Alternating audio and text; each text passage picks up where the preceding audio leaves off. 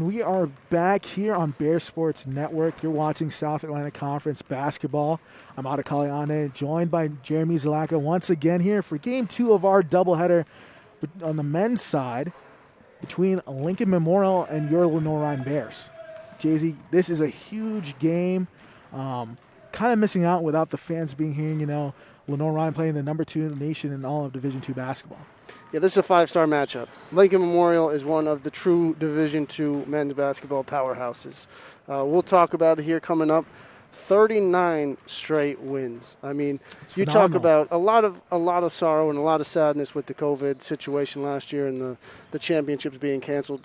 I think one of the biggest things was we never got to see what this Lincoln Memorial program would have done last year. They lost game 1, rattled off 32 straight wins to close out the season, heading into March Madness, and unfortunately had it ripped out from their grasp. But who knows what that team would have done? And you know what the scary thing is this version of Lincoln Memorial might even be better than the one last year. Which is crazy to even think about, to even fathom, because they're missing the Conference Player of the Year who transferred to DePaul, Kavasi McCauley, and Tevin Whitfield has picked up where he left off last year, and he's averaging over 20 points a game. It's impeccable how this LMU team works. You know, it's like they play on a video game and they set the level to rookie. I mean, With the game sliders all the way up. The numbers you look at, you're like, these have to be typos on the stats. I mean, you're talking about a team that's winning by an average of 27 points a game.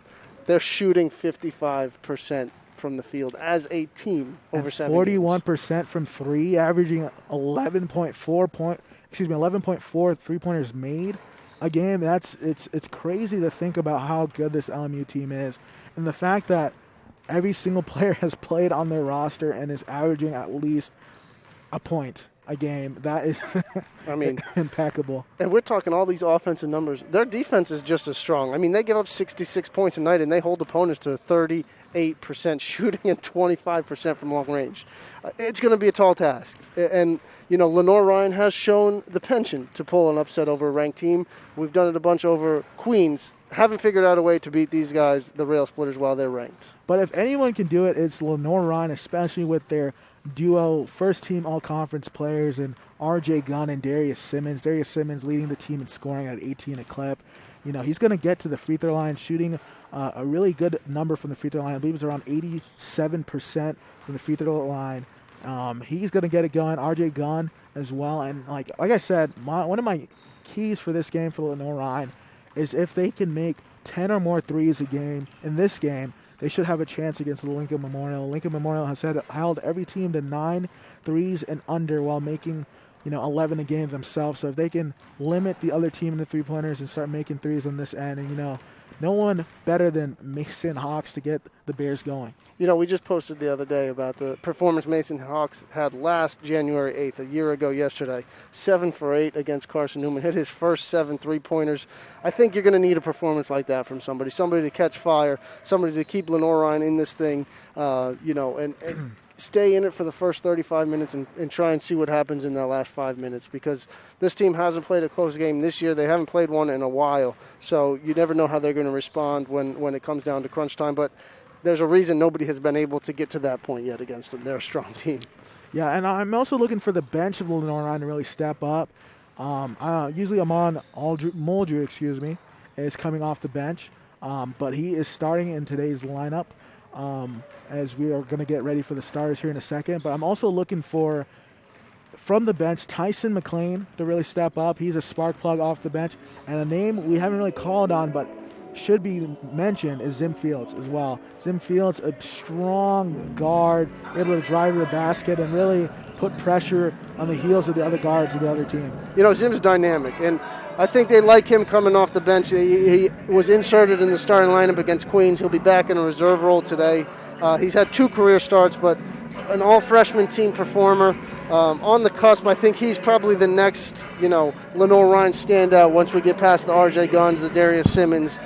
He just doesn't have the shot volume that those guys can get, but he can do a lot of damage with a small amount of shots. Exactly. As we're getting ready for those starting lineups, first for the visiting Lincoln Memorial squad, starting at guard is Devin Whitfield. Then starting number 4, Julius Brown. And then number 5 at guard, Alex Dalling. And then at forward, number 14, Jordan Walters. And then number 35, Cameron Henry. And now for your Lenoir-Rhyne Bears starting lineup. In at forward is number 21, RJ Gunn. At guard, number 3, Mason Hawks. At guard, number 10, Darius Simmons. At guard, number 24, Armand Muldrew. And at center, number 33, Cooper Fowler. You know, we could witness some history tonight, too. Darius Simmons, 28 points shy of 1,000 for his career, would be the 53rd player in Lenoir-Rhyne history to reach 1,000 career points. It would take an effort, and it would take an effort against a really, really strong team. And RJ Gunn not too far behind him. He's going to need 2 games worth of scoring. He's about 45 away from 1,000, but the duo knocking on the door of 1,000 points. Hey, who's to say that RJ Gunn doesn't drop 45 points here tonight? I mean, he is that kind of scorer. He's a big deal, real deal for Lenoir-Rhyne. So we're excited for this one. We're about a little under 2 minutes left to play in this shoot around in the pregame until opening tip-off here for Lenoir-Rhyne against LMU. Should be the makings of a really good game. All right, Jay-Z, bold prediction for this one. Oh boy, a bold prediction for this one. Let's try and keep this one close for 35 minutes. I don't want to do any predicting. This is one of the probably the best teams that we're going to see here, not only this year but probably in a long time. So I'd just like to see this thing kept close for the first 35 minutes and see if we can squeeze something out here in the end of the regulation. Yeah, I'm going to go a little bit more bolder on this one and say that Darius Simmons reaches 1,000 tonight and gets 30 points. I'll take that one. That one, I'd be a big fan if Darius Simmons could reach that mark tonight. Great player, great athlete, a great kid, great competitor. So I think an easy person to root for. Yeah, Darius is a very cool guy, very calm and collected, and a very big impact here on campus. As we're about under a minute left until tip-off, getting very close here. Should be the makings of a great game. Lenoir-Rhyne versus Lincoln Memorial, number 2 Lincoln Memorial. Let's see if the Bears can knock off this 39-game win streak for the Rail Splitters.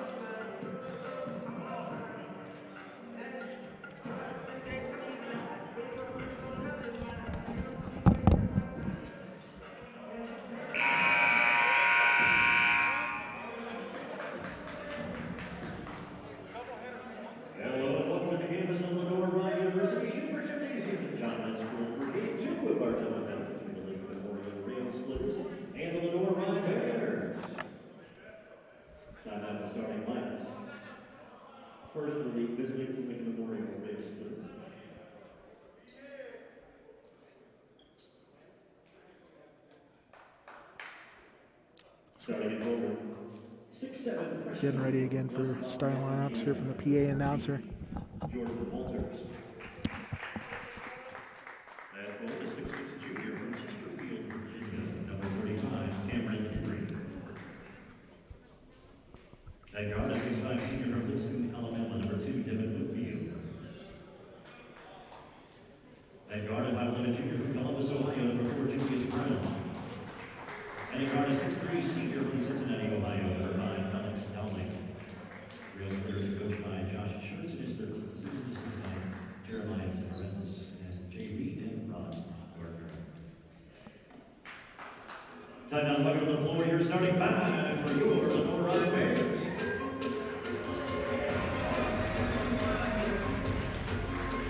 Starting at forward, 6'7" senior from Columbia, South Carolina, number 21.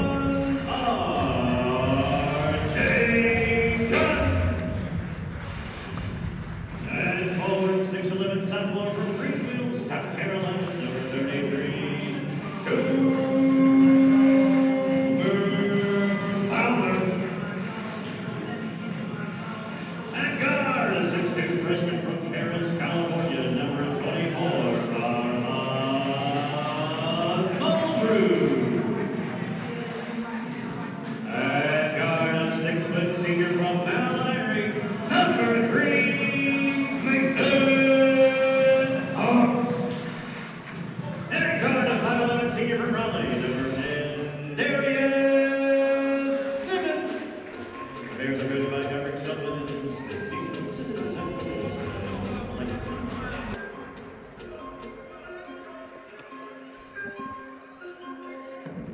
So we're getting ready to go here. Just giving the final game plans there to both squads, and we're about to tip things off.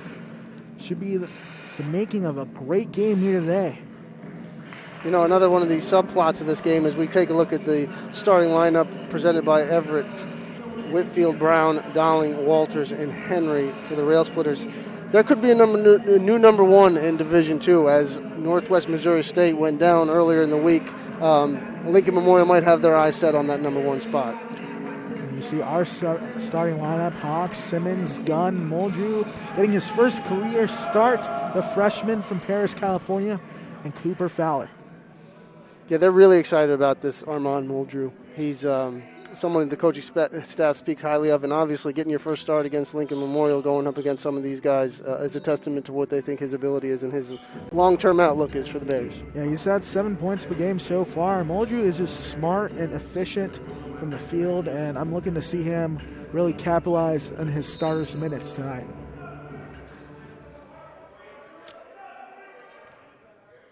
Gunn and Jordan Walters to tip things off. Gunn wins the tip. LR's first possession. Let's see what they do. LMU immediately in a man-to-man defense. Gunn faces up, not able to get the friendly roll over Cameron Henry. Henry driving in with the right. Can't get it to go. Gets the offensive board. Kick out, a good pump fake, and that's number 5, Brown, driving in, and he's going to draw a foul.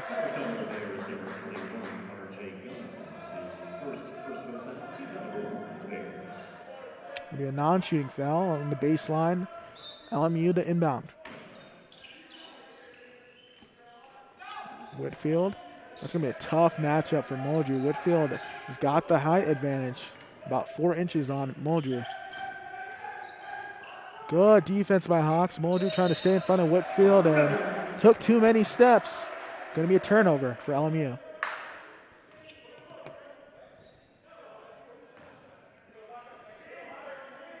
And you got to love that decision right there by the coaching staff. That means how much faith you have in your freshmen to guard the best player on LMU this year. And a travel is going to be called on RJ Gunn. He's looking for a foul. Felt like Henry may have displaced his arm while he was shooting. And Henry no slouch himself, the reigning defensive player of the year in the SAC conference. Henry now driving in, gets to the hoop, and I think that may have been deflected and blocked by Fowler. Coach Schertz wanted a foul on that. So did Cam Henry as he went to the basket, but they're not going to get anything as the Bears get back in transition.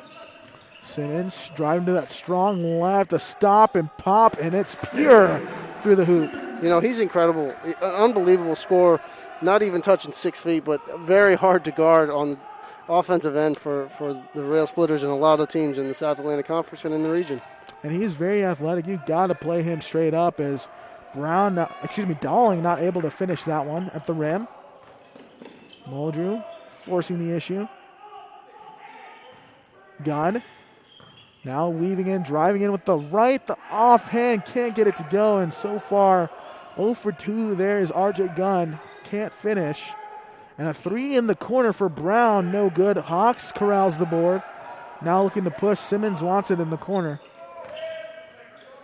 You couldn't ask for a better 2 minutes for Lenoir-Rhyne here to get this thing started. Gunn, a corner 3, he knocks it down. Hey, I mean, you can't always get those easy ones at the rim. Stretching it from deep is RJ Gunn. 5-0 early, 2 minutes into this contest, and you know, to keep a squad like this scoreless for 2.5 minutes is it's good defense, and I think Muldrew's doing a good job on Whitfield to start. And Simmons putting excellent pressure down on Brown. Cameron Henry going to look to go to work against Gunn, and he gets a straight line drive to the rim.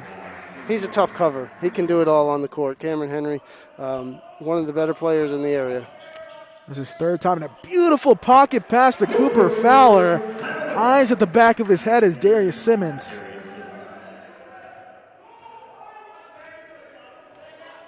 I can't imagine that Lincoln Memorial has trailed often this season, so this is probably a new spot for them coming from behind. And there goes that man Devin Whitfield. We're going to be calling that name a lot of times tonight. Good job by Muldrew so far on him, only allowing him 2 points. Simmons gets open for a jump shot, leaves it short. 7-4 here with 16:30 remaining in the first half. LR up over LMU, and a left-handed layup, no good by Dalling. And that's the third time we've seen Dalling make it all the way to the hoop and not finish. And you see the stop, and look at that wraparound pass. Beautiful dime there to Cooper Fowler. You know what I was saying before, Dalling is getting all the way to the rim, Jay-Z, and he's just not been able to curl the ball in. You know, the length of this Lincoln Memorial team is incredible, too. I think, you know, I was about to say that he's probably struggled with the length inside of some of our guys, but he probably sees that every day in practice, so that's probably not going to be an issue for him. Simmons fires a three. No good, left it short on the rim. As we see Zim Fields and Davion Bradford has entered the game, and that was a shot from number 13, Xavier Bledson, coming in off the bench. Yep. RJ Gunn will pick up his first personal foul, and that will send Bledson to the line for 2. You know, we talk about some ridiculous numbers for this Lincoln Memorial team. How about head coach Josh Hurt's record? 325-65. That's unbelievable. That's phenomenal. An .833 career winning percentage. Of all active Division II men's coaches, Shirt's winning percentage ranks second behind Nova Southeastern's .841. Wow, that's a testament to how much he's really poured into that Lincoln Memorial squad.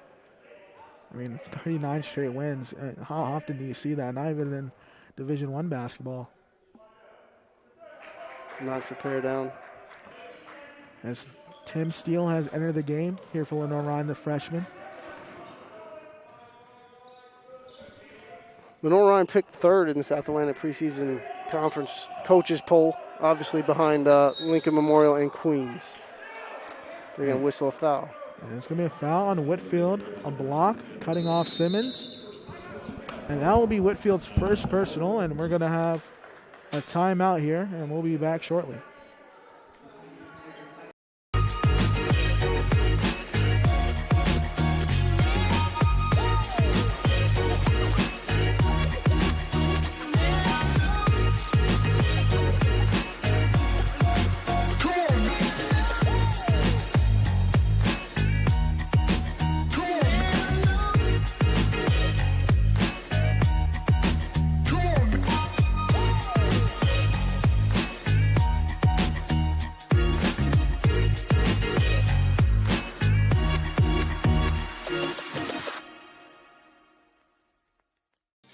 Kia in Hickory. We want to see you driving a new Kia or, hey, a quality pre-owned Kia. We've got a huge selection of new and pre-owned Kias. You got to get to Paramount Kia in Hickory, Highway 70, ParamountKia.com.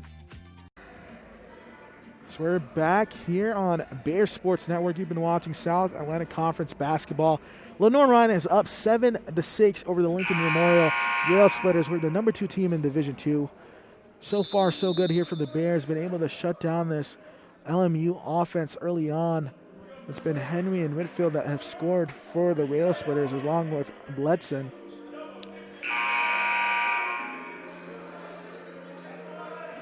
So we're about to check things in.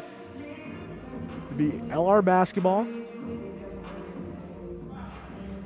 15:54 remaining here in the first half. Looking to get open. Tim Steele, handoff with Bradford.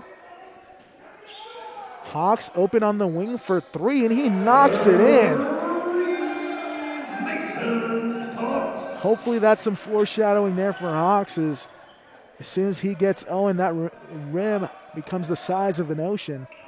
And Henry, another straight line drive, and an offensive foul by Henry. Or excuse me, they're going to count the basket on Henry. It's going to be a blocking foul on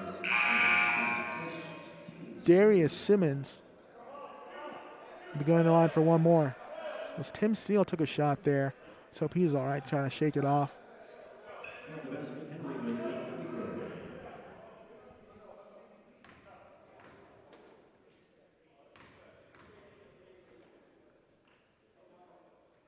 Cam Henry can't get it to go. 4-point ball game. So far, Lenoir-Rhyne has had their way here and really made LMU play their style of basketball.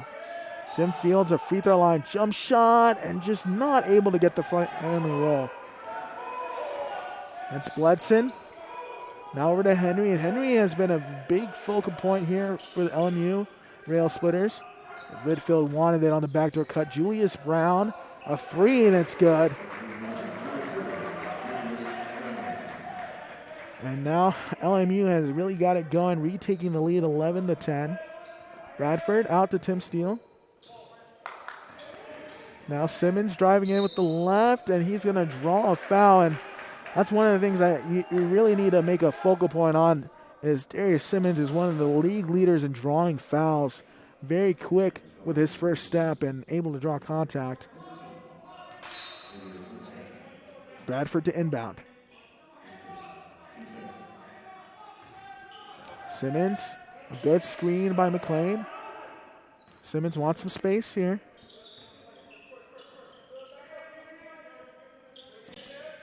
Set play, Fields. 5 seconds here on the shot clock. Tim Steele, a pump fake, drives and loses the ball. I think he was stripped by Henry. Now Bledson, a no-look pass, and trying to finish there was Brown, but great defense in transition with the Bears and splitting it. Not able to get the easy layup right there. It was Zim Fields, just left it a little long. And McLean, just overzealous on the defensive end, will be called for his first personal. And Armand Moldry will come into the game for Darius Simmons and give him a breather. I mean, so far in this ball game, it's exactly what we predicted. It's going to be a close game so far. The Bears have held Lincoln Memorial to 11 points here in the opening 6 minutes. And Henry not able to finish at the rim. Bradford pushing on Whitfield, brings it back. Out to Moldry for three. Not able to knock it down on the top of the key, in and out. Whitfield secures the rebound. And Whitfield, a myriad of fakes. Now Henry's going to post up McLean. Good denial there by Tyson to keep him out of the paint. A drive and kick, Bledson looking to get past Tim Steele, spins, up and under move. And a travel will be called on Bledson. Great defense by the freshman Tim Steele. LR's possession, down 11-10, 13-25 remaining here in the first half. Fields looking for some action. A motion there, a backwards pass. McLean driving and just a little too much contact there by Julius Brown on the hand check. That will be his first personal. It will be remain a Lenoir-Rhyne possession.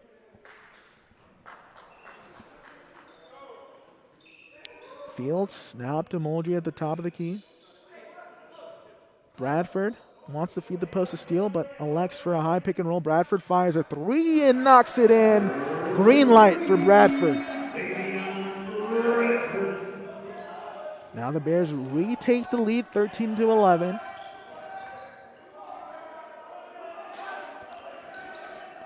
Lenoir-Rhyne in a man defense and an open look there for Devin Whitfield.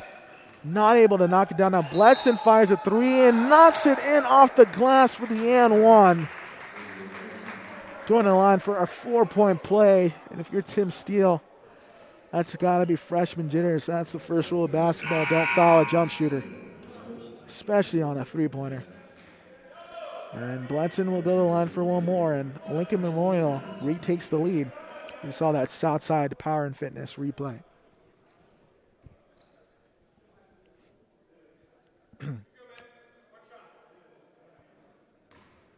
So Bledson early on, I believe, with an early 5 points. Looking to make it 6. And knocks it in. So LMU now with a 15-13 lead over Lenoir-Rhyne. Moldry looking for some help. Out to McLean. Good job by LMU of staying home, not allowing any holes for the Bears.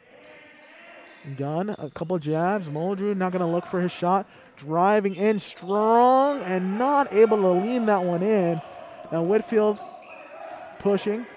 Bledson now driving in with the right. A tough take. And Bledson has had an immediate impact coming in off the bench. Zim Fields slicing and dicing into the lane. Back out for Bradford. LR looking to get in their set. RJ Gunn, a deep three. Bottoms. 16-17. Lenoir-Rhyne is down to Lincoln Memorial. Cutting into this lead now. Julius Brown, tough defense by McLean. I'm going to give the ball to Bledson. He's had the hot hand here in the last couple of minutes stretch. A Dirk-like move comes up, nothing but air. Zim Fields pushing up to Bradford and trying to swing it to the corner and hits the bottom of the rim. The turnover there for Lenoir-Rhyne. And a turnover the other way by Jeremiah Keene. And that will be the Lenoir-Rhyne possession. And we're going to have a media timeout here, but before we go, we'd like to give another shout out to one of our sponsors, Hickory Construction. Hickory Construction is a proud supporter of the Bears. Where quality and integrity still exists, Hickory Construction has been building your community for over 75 years. And we'll be back shortly here on Bear Sports Network. Everett Chevrolet Buick GMC is ready for another exciting football season. Everett has been a proud sponsor of the Lenoir-Rhyne Bears for 25 years, and we wish the Bears a safe and successful season. And August means it's all systems go for another winning season with the Carolina Panthers. We have a tradition of winning in the Carolinas, and when you want to be a winner in the car, truck, or SUV game, come see the sales and service champions at Everett, because if you didn't get an Everett deal, you dropped the ball, baby. Woo! I knew that there was an opportunity to have my college paid for if I was good enough to play baseball at that level. That was going to make a big difference in my family. D2 baseball gave me an opportunity to play at a high level and to get an education that's going to be valuable for me throughout the rest of my life. I chose to take my experience of being a student athlete and pursue that within my career and to get a master's degree. If I wouldn't have had a baseball scholarship, there'd be no chance that I'm doing what I'm doing today.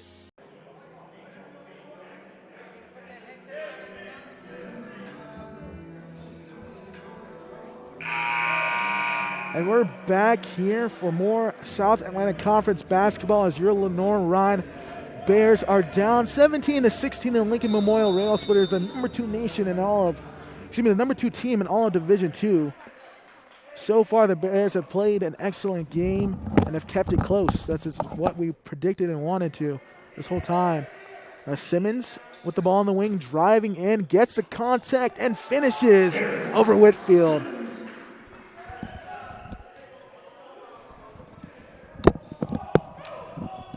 Bears retake the lead, 18-17, under 11 minutes to play here in the first half. Quick 5-0 spurt there over the last minute and 8 to take this 1-point lead.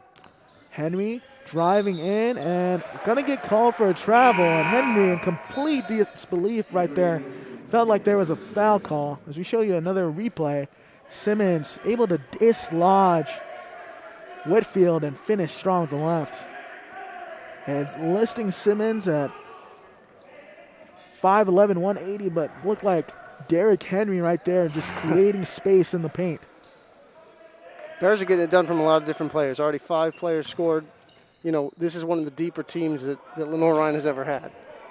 Yeah, and returning the majority of their players from last year, so this is a great team here for Coach Sullivan. And an illegal screen will be called on number 32, Jordan Guest. Only, you mentioned a lot of returning scorers. Only 9 points from last year didn't return for this year. Deep, and you see the freshmen that they've added. You know, Tim Steele, Armand Muldrew playing a lot of minutes, having a big role on this team. Yeah, then you gotta love that, getting that early impact. You know, you got some seniors on the squad. I believe it's going to be Gunn as well as Davian Bradford, who Simmons, are seniors. Yeah. So you got to replace them eventually. And a beautiful drive, patience by Simmons in the paint. And so far, Jay-Z Simmons has got it going, and he might do it here tonight and reach 1,000 points. 6 points for him, 6 points for Gunn. The two guys that you needed to go off to have a chance are having a solid start anyway. We'll say that much. Brown misses on the straightaway three-pointer, and Simmons corrals the board. Looking to find his shot here. Stop and pop. Oh, my goodness. And the contact. Spin cycle there by Simmons. I mean, what else can you do right there? Rinse, wash, and repeat there on Winfield. Now he's going to go to the line for two. When you're 5'11", you got to be crafty. And not only is he crafty, he's quick. He's not quick, he's sudden. His movements you don't even see coming. His step back, he can make his own shots, and he can create open shots for himself. And like I said, he is an 83% free throw shooter. Was 19 of 23 before that one. Kind of startling to see this slow start for Lincoln Memorial. Shooting only 37% from the field. We mentioned they came in shooting 55% as a team. So already 18 percentage points below their season average. And Simmons goes 2 for 2 at the line. 22-17, Lenoir-Rhyne on top over the Lincoln Memorial Rail Splitters. Lenoir-Rhyne's most recent game was a 20-point loss to Queens. I don't know that you can judge the quality of the team off that result, as we get a reach and foul on that one that seemed to could have gone either way. But, a 20-point loss looks like a 20-point loss in the box score. The reality is that game wasn't scheduled more than 24 hours before tip-off. Lenoir-Rhyne had 2 practices back from break. It was one of those situations where Queens had a late opening on their schedule. With the proximity being as close as it was a 23rd hour game that was put together at the last minute, and you lost by 20 to a nationally ranked team. But I think this game is going to be more indicative of the talented level of this Lenoir-Rhyne basketball team. As Mason Hawks fires from distance and leaves it short. Good defensive possession there from right on line, though. That was LR. As a shooter, you want that thing to be right on line. You can either miss short or long, but as long as you know that you're putting that right in the spot that you want it to be. And honestly, if we could get some screenshots of Cameron Henry's facial reactions today, they would make some great social media content, because he is in disbelief after every single call against him.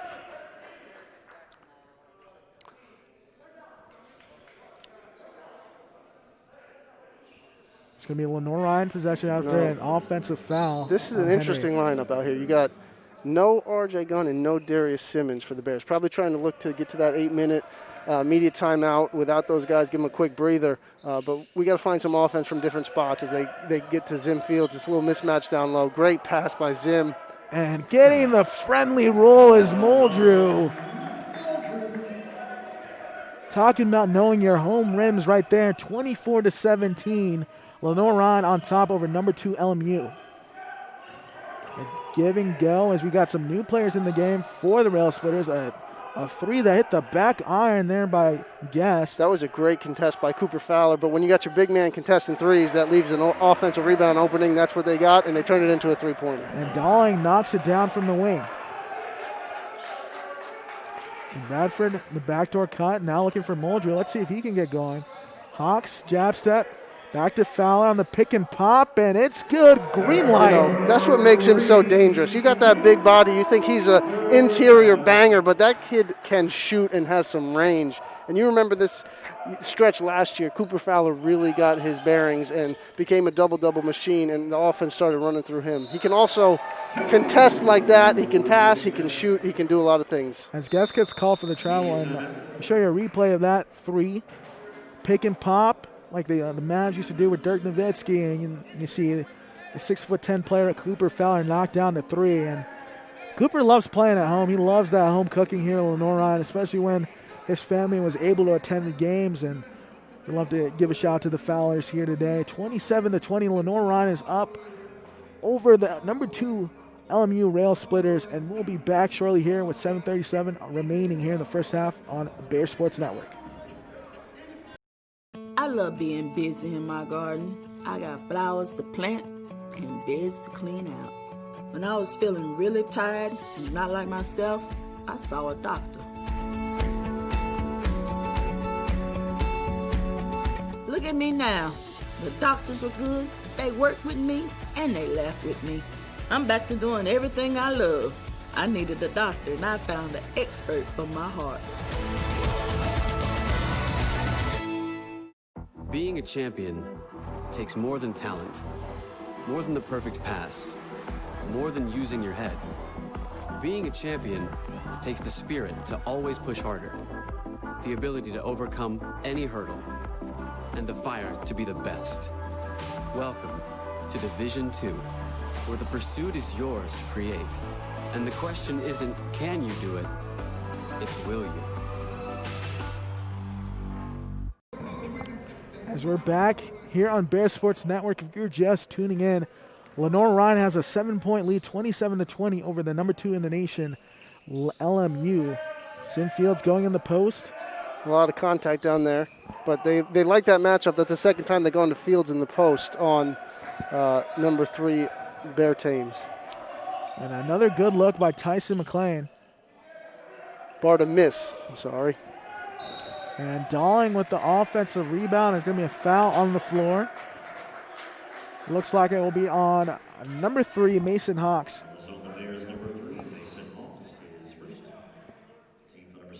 I'll send Dawling to the line, Alex Dawling for 2. Coach Sullivan gets both Simmons and Gunn back in. Nice little extended break for him. Probably as extended of a break as you want to get those guys. And to be able to get them both at the same time and still be up 7 is a huge advantage for Lenoir-Rhyne. Yeah, if you're LMU right now, you're kind of confused as to what's going on. I mean, you're confused that it's a 2-shot foul, not 1, as everybody sort of ran down the court after the 1 shot there. Also, especially with a team averaging over 80 points a game. This is not on pace for that so far in this one. It's a testament to Lenoir-Rhyne's defense early on. Now, Darius Simmons weaving. McLean will fire a 3. Long on that attempt, and now the Rail Splitters are looking to push. Yeah, this is where they're dangerous. And an offensive foul will be called on number 24, Mikal Burries. Drawn by Simmons. Is there anything on the court that this kid can't do? Already 8 points. He has 3 for 5, hit both of his free throws, rebounded, assisting, drawing charges, getting another team in foul trouble. That's what Darius Simmons does. Yeah, he's that Swiss Army knife for this team. He's that everything that you need and you want. The Bears are lucky to have him. I like this kind of 3-4 guard lineup, almost small lineup with RJ Gunn as your 5, but it's such a nightmare to try and match up with this. As you can see, RJ can score inside, he can score outside. That fadeaway shot is so hard to defend when you're trying to guard him with, an undersized 5 or an oversized 4. It's a tough matchup. I say, kids, if you're watching, you got to learn that move. That was made and patented by Dirk Nowitzki, that one-legged fadeaway in the post. Except his would scrape the top of the rafters. A 7-footer always making it look easy. And another charge. Offensive foul.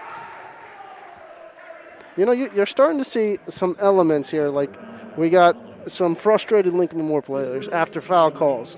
Starting to see a little seeds of frustration build. They're not hitting their shots. They're yelling at the referees after the calls. That's kind of the scenario you wanted to see for Lenoir-Rhyne. Now they can get hot in an instant and it could not make a difference. But right now up 7 is this is a good spot for Lenoir-Rhyne. And RJ Gunn fading away, a back tap to McLean, not able to keep it alive. And RJ Gunn elected. I would like to see RJ Gunn. He's going to his left, getting strong, getting on that low block. Instead of fading away, driving closer to the basket, maybe trying to kiss it off the glass. You see RJ tends to fade away on his shots to get easier looks, but sometimes it's not needed. As Tim Steele enters in for RJ Gunn, another break for the star big man. Tim Steele, again, another freshman that they have a lot of high hopes for here in Hickory. And a missed 3, but a back tap by Dawling. Now Bledson driving in. That's got to be an offensive foul. Swinging the elbows there by Bledson. And I'm not, I can understand frustration, but you connected on an elbow there. That's an offensive foul. They're going to call that every time. 100%.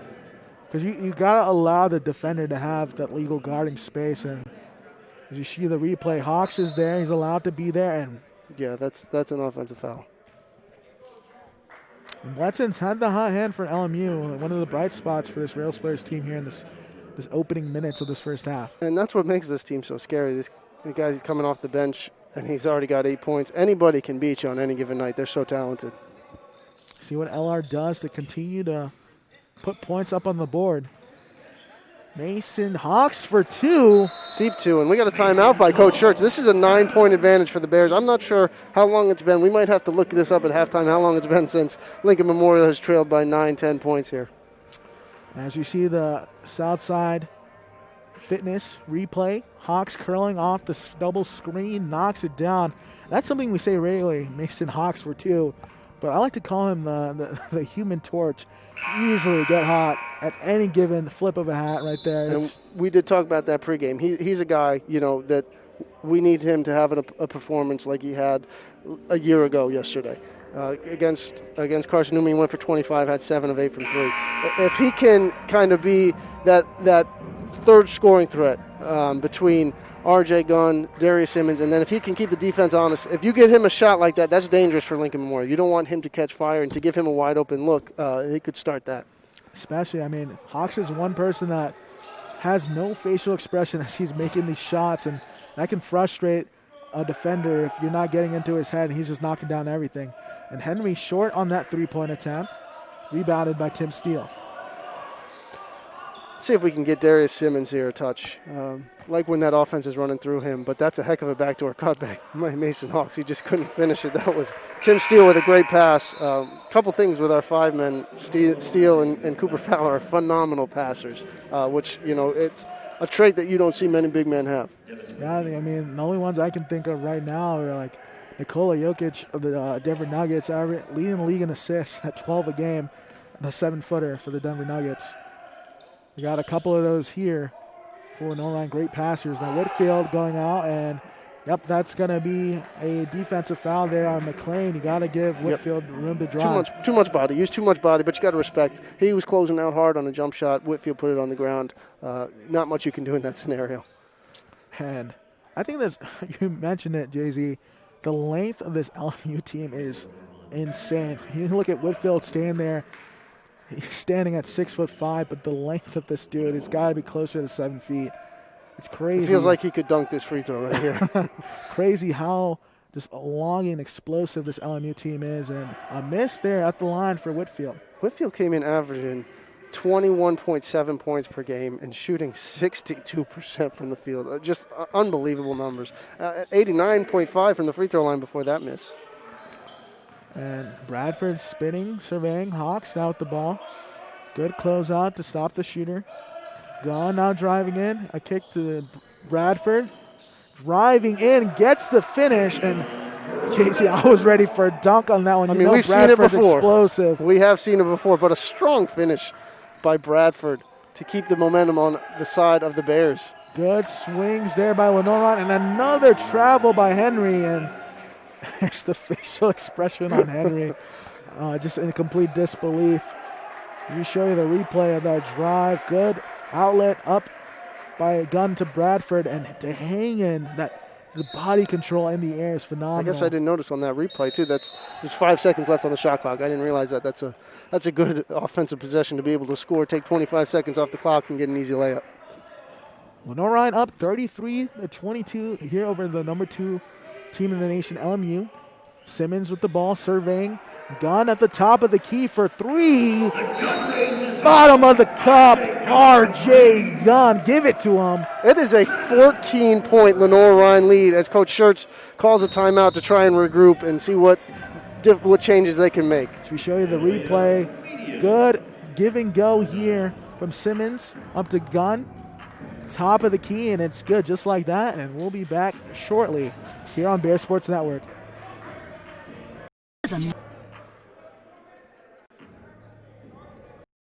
What does unlimited mean to you? At Carolina West Wireless, it means unlimited media, unlimited fun, and unlimited access to our nationwide high-speed network. Sign up today for an unlimited data plan and pay just $35 per month per line for 4 lines, and we'll include hotspot and big-time savings on a new smartphone. Take $350 off the revolutionary new Samsung Galaxy S20 and get more out of your unlimited.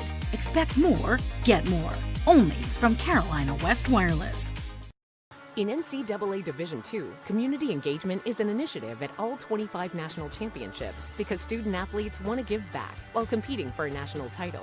Over the course of the year, Division II student athletes have an opportunity to leave a lasting impression in local communities throughout the country. Whether Division II student athletes are volunteering at hospitals, schools, after-school care programs, foster homes, or retirement villages, they make a difference in the lives of others. In Division II, we rise to the opportunity and make community engagement. Go with RJ. Oh. So we're back here on Bears Sports Network as you just tuned in. Lenoir-Rhyne is up 36-22 over the number 2 team in the nation, LMU. RJ Gunn has 3 of 4 from distance to put the Bears up on a 9-0 run. It's been really impressive so far, shutting down the number 2 team, Jay-Z. Yeah, I mean, Lincoln Memorial's gone 3 minutes and 17 seconds without a basket, which is going to get extended now. And Bradford looking for the poster. Oh, my goodness. That's a heck of a defensive play. We talk about how he tried to put him on the poster, but that is a heck of a play by Bartimus. Unbelievable contest and to knock that thing out of his hands. I mean, Davion Bradford's one of the most athletic players, but went up with him and to come down with the block shot. Honestly, that's one of those do-or-die moments. I mean, Bartimus, great defensive play, but if Bartimus doesn't make that defensive play, he's going to be on SportsCenter. And we get a foul. They're going to call called on Dalling. Yeah, he was trying to fight through a screen. I think the Lincoln Memorial bench wanted that to be on Hawks on an illegal screen. The refs called that on Dalling trying to fight through it. Hawks is going to the free throw line. Hawks to the line now. Looking to extend this lead to 15 points, 37-22, and it's still a 10-0 run for Lenoir-Rhyne.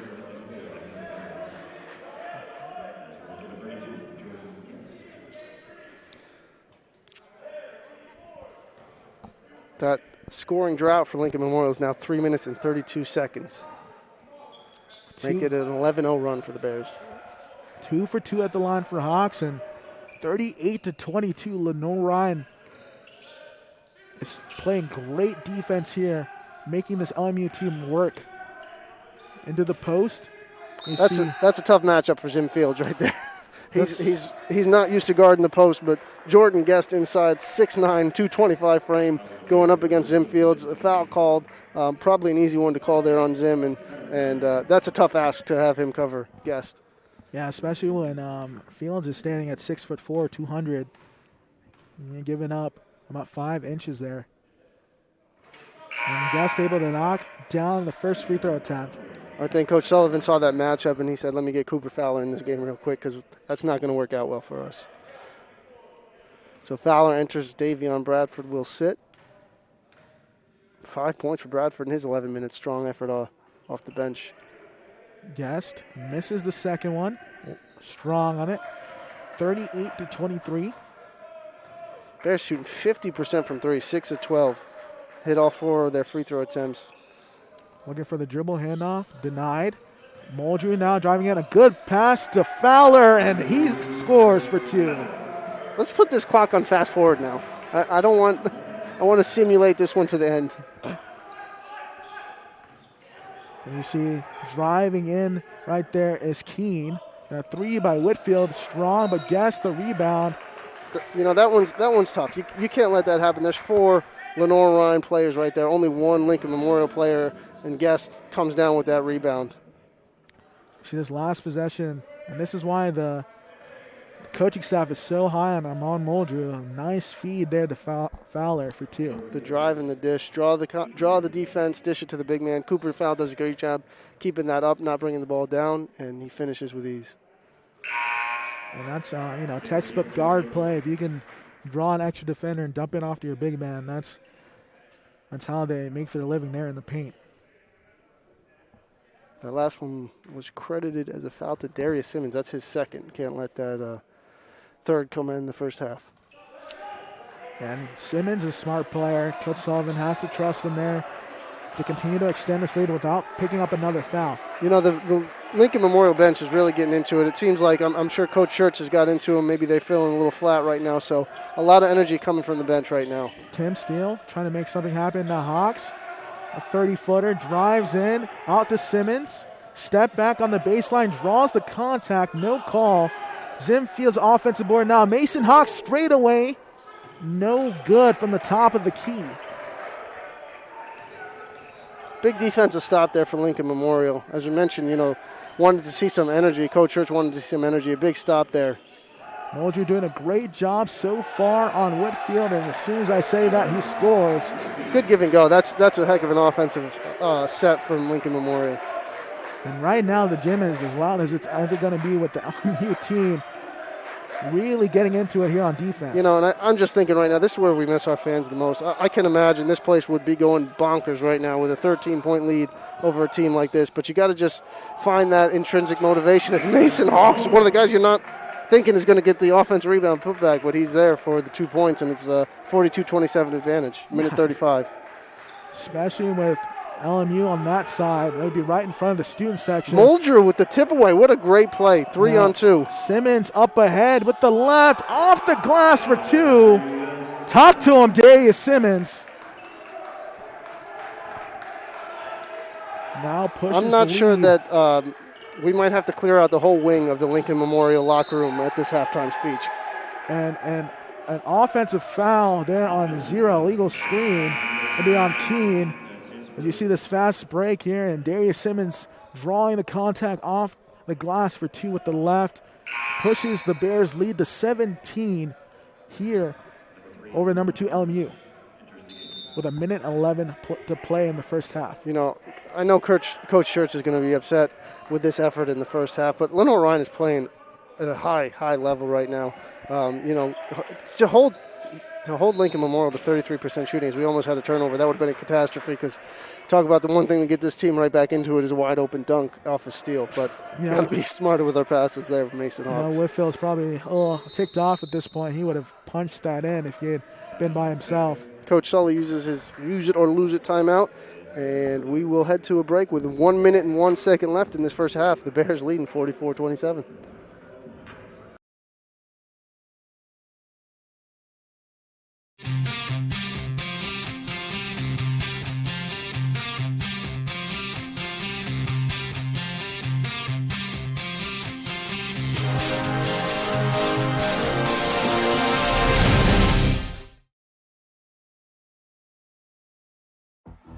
Being a champion takes more than skill, more than endless drills, more than using your head. Being a champion takes the heart to give it your all, the agility to thrive from any angle, and the relentless drive to be the best. Welcome to Division II. And we're back. Lenoir-Rhyne up 44-27, under a minute left to play in this one over the number 2 team in the nation. Let's see what LR has in this final minute to close out the first half. Hawks, dribble handoff over to Steele. Steele a pump fake, step back for 3.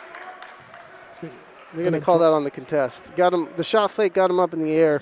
Guessed, compromised position in the air, nothing you could do. Made contact with Steele and is going to send him to the line.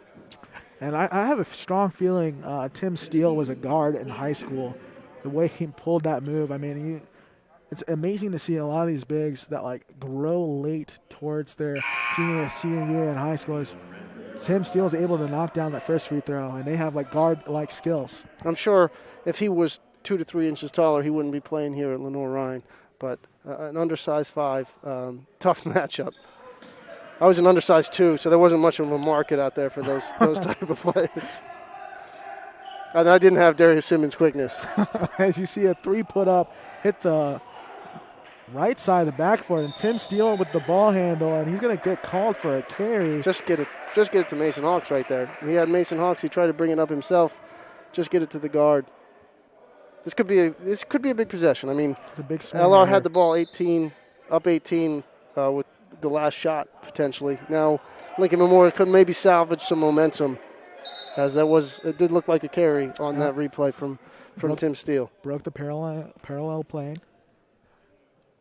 Did have Mason Hawks right there. Mason Hawks just letting the freshman know, hey, I got you. That's why I'm your teammate. I think the turnover in the backcourt, Coach Church is asking why is there only 20 seconds on the clock. I think that the ref's explained to him because of the turnover in the backcourt is only a 20-second reset. He was hoping to try and hold for one possession, but 11-second differential now.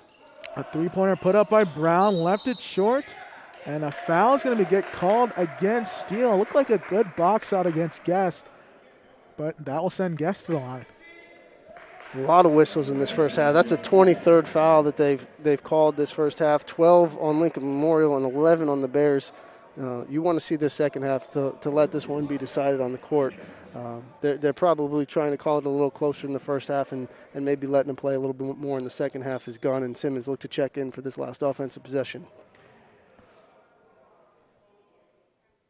Yes, knocks down the first free throw. And that's another thing you pointed out, Jay-Z. Normally this place, I wouldn't be able to hear myself think. And Guest just knocked down a free throw with dead silence in the air. I can't imagine right now what this place would be. Absolutely rocking, but you know what? It's like that everywhere, so it is what it is. We got to just keep proceeding on with the last 20 minutes and 24 seconds of this one. Guest, 2 for 2 at the line. Now a 16-point lead. This is a big possession right here.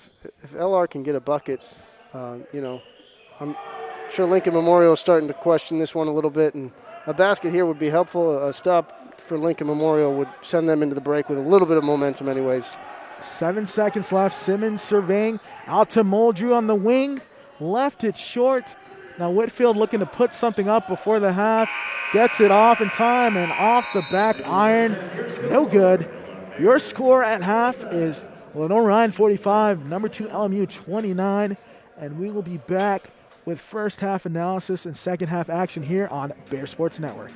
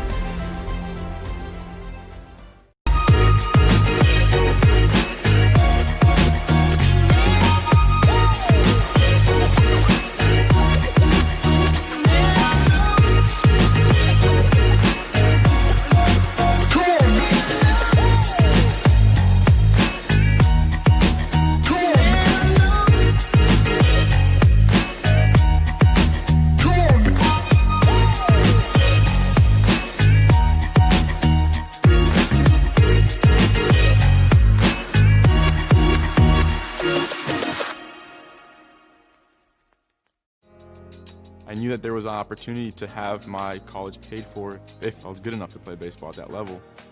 That was going to make a big difference in my family. D2 baseball gave me an opportunity to play at a high level and to get an education that's going to be valuable for me throughout the rest of my life. I chose to take my experience of being a student athlete and pursue that within my career and to get a master's degree. If I wouldn't have had a baseball scholarship, there'd be no chance that I'm doing what I'm doing today. In NCAA Division II, community engagement is an initiative at all 25 national championships because student athletes want to give back while competing for a national title. Over the course of the year, Division II student athletes have an opportunity to leave a lasting impression in local communities throughout the country. Whether Division II student athletes are volunteering at hospitals, schools, after-school care programs, foster homes, or retirement villages, they make a difference in the lives of others. In Division II, we rise to the opportunity and make community engagement ours. Being a champion takes more than talent, more than the perfect pass, more than using your head. Being a champion takes the spirit to always push harder, the ability to overcome any hurdle, and the fire to be the best. Welcome to Division II, where the pursuit is yours to create. And the question isn't, can you do it? It's, will you? Being a champion takes more than skill, more than endless drills, more than using your head. Being a champion takes the heart to give it your all, the agility to thrive from any angle, and the relentless drive to be the best. Welcome to Division 2, where the pursuit is yours to create, and the question isn't, can you do it? It's will you? Everett Chevrolet Buick GMC is ready for another exciting football season. Everett has been a proud sponsor of the Lenoir-Rhyne Bears for 25 years, and we wish the Bears a safe and successful season. And August means it's all systems go for another winning season with the Carolina Panthers. We have a tradition of winning in the Carolinas, and when you want to be a winner in the car, truck, or SUV game, come see the sales and service champions at Everett, because if you didn't get an Everett deal, you dropped the ball, baby. Woo! I love being busy in my garden. I got flowers to plant and beds to clean out. When I was feeling really tired and not like myself, I saw a doctor. Look at me now. The doctors were good, they worked with me, and they laughed with me. I'm back to doing everything I love. I needed a doctor, and I found the expert for my heart.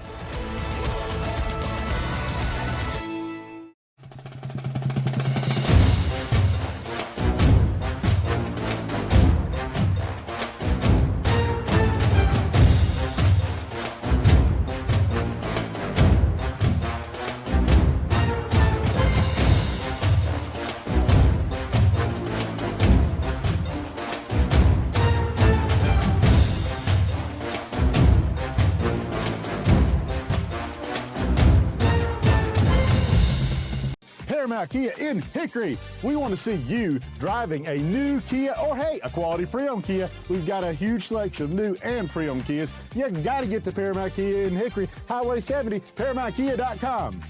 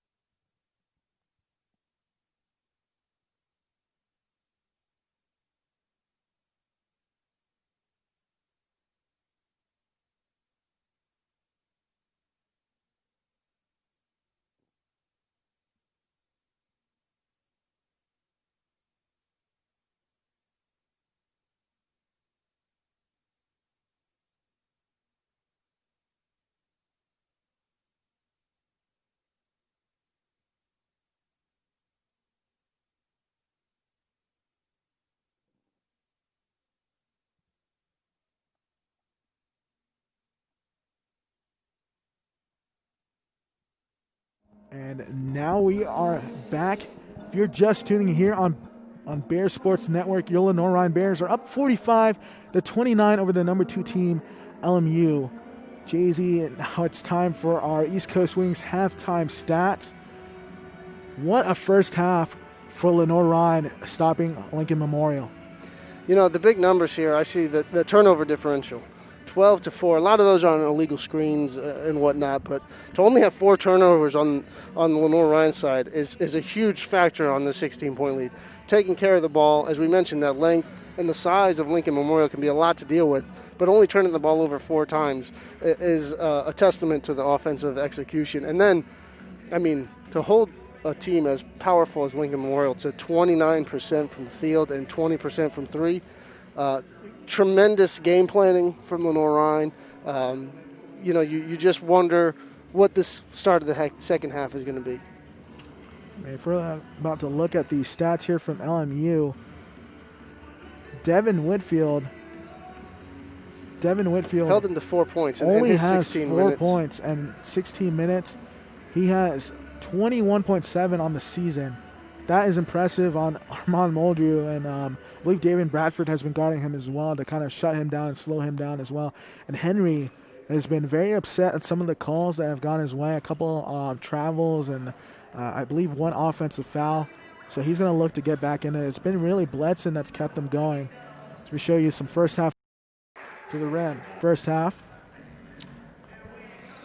And this was one of my favorite plays of the first half. The dump off by DK, the no-look pass from Darius Simmons, drove 2 defenders, wrapped it around to Cooper Fowler for the finish.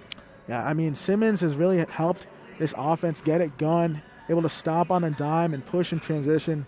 I think Darius Simmons has to be one of the better players in the SAC conference at finishing through body contact. He's, I would say, strong, like pound for pound, one of the strongest players in the SAC conference for his position. So Bledson with the 3-point basket and the foul, leading to the 4-point play there. A bucket from Muldrew. Just well played. I'm not sure Lenoir-Rhyne could have played that first half much better. Unfortunately for them, there's still 20 minutes left to play that they have to execute at a very high level, if not higher than they did in the first half, because I'm expecting a big counterpunch from Lincoln Memorial here. Coach Schertz has to be ripping a new one to this LMU squad, trying to fire them up and get them ready for the second half. If you're Coach Sullivan, you're telling your boys that, hey, stick to the game plan. It's worked so far. Continue to do it, and more good things will come. As we see the player versus player matchup right here, RJ Gunn with 11 points in that first half, 4 of 8 from the field, 3 of 4 from 3, and 1 assist. And then Xavier Bledson for the Rail Splitters, 2 of 4 from the field with 8 points, 3 of 3 from the free throw line, 1 of 2 from 3-point range, and 3 rebounds. So we're about 3 minutes until we get things rolling once again here on Bears Sports Network. Jay-Z, you know what, right now I could really use a Pepsi, quench my thirst. You know, Pepsi of Hickory, locally owned and operated since 1925. Thank you for filling your coolers with Pepsi this fall, and thank you for allowing us to serve you all these years. Pepsi, born in the Carolinas, raised in Hickory, one of the great sponsors that Lenoir-Rhyne has here today. Jay-Z, what do you kind of predict here for this second half? What are you looking for LR to keep this lead? And if you're the LMU team, what are you going to do differently than the first half? You know, I think the big turning point of this game is going to be this first 5 to 7 minutes of the second half. I think if Lenoir-Rhyne can withstand a run, because I know that this team is going to come out and put together a run. They are too good, too well coached to come out and shoot 29% for 40 minutes. I think if you can withstand their counterpunch, withstand some of their runs, know what's going to happen, but be able to counter it. And instead of making it a 20-0 run, keep it to a 7-0, keep it to a 6-0. Come back and get some offensive execution and keep their runs to a minimum. I think this first 5 minutes of this game is going to be really telling here for both sides. Whoever comes out with more energy, I think, is going to try to put together a longer run and might switch momentum or keep momentum for either side. But this first 5 minutes is going to be really telling. So we're about 1:30 from starting second half action. Just want to give another shout out to Oz Jewelers. Oz Jewelers is your hometown jewelry store of 38 years. Oz and his team proudly serve the community with beautiful pieces for every occasion, from birthdays, proposals, and just because I love you gifts. Stop by today or like us on Facebook for exclusive deals and auctions every Wednesday.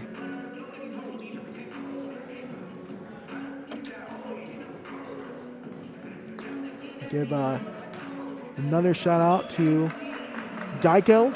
Geico is the official insurance sponsor for the South Atlantic Conference. Geico, whatever you rent or own, Geico makes it easy to bundle home and car insurance. Having a home is hard work, so get a quote at geico.com. Easy. So we're a little under 30 seconds until we resume action here in the second half. Should be an exciting one here. Getting ready for both sides.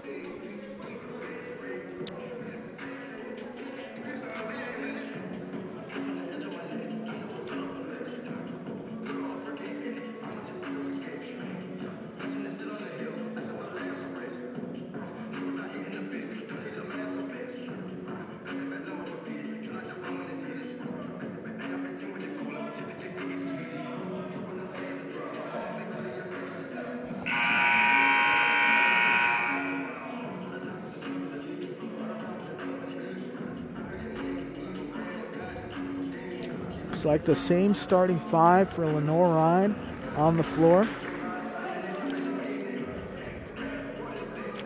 And I believe this Lincoln Memorial gets the ball first to start the second half. Let's see what they come up with. I'm sure they've planned and scripted out this first play, and let's see what they come up with to try and get that momentum back, try and start that comeback attempt here in the second half. same five for Lincoln Memorial as well. Excuse me, Jordan Guest is the only bench player to start the second half for LMU. Dribble handoff to Dawling. Now Henry looking for a straight line drive with the right. Can't get it to go. Offensive rebound by Guest, and Whitfield top of the key. And offensive rebounds are such daggers. If you can grab that defensive rebound and get out in transition, you're up 16. Instead, you get the rebound, kick out for an open three, maybe get their best player going. That's a huge, huge play for Lincoln Memorial. As you can feel the energy already from the Lincoln Memorial bench. Like we said, there's going to be a counterpunch here. It's just how big is it going to be? Simmons driving in with the left, not able to get the and one. I believe he'll go to the line for two as we see that replay from the last LMU possession. And Guest, a good kick out and top of it. I mean, you can't hold that man quiet for two straight halves. Whitfield is a proficient scorer for this LMU squad. And it's even crazier to think that he was second fiddle last year, and now he's this team's best player, and he's really picked up a slot. Coach Church is a great coach, a great recruiter. They have great facilities at Lincoln Memorial. If you see their home arena and their practice facility, I mean, there's no doubt why this team is good and competes nationally year in and year out. Simmons able to knock down the first free throw attempt.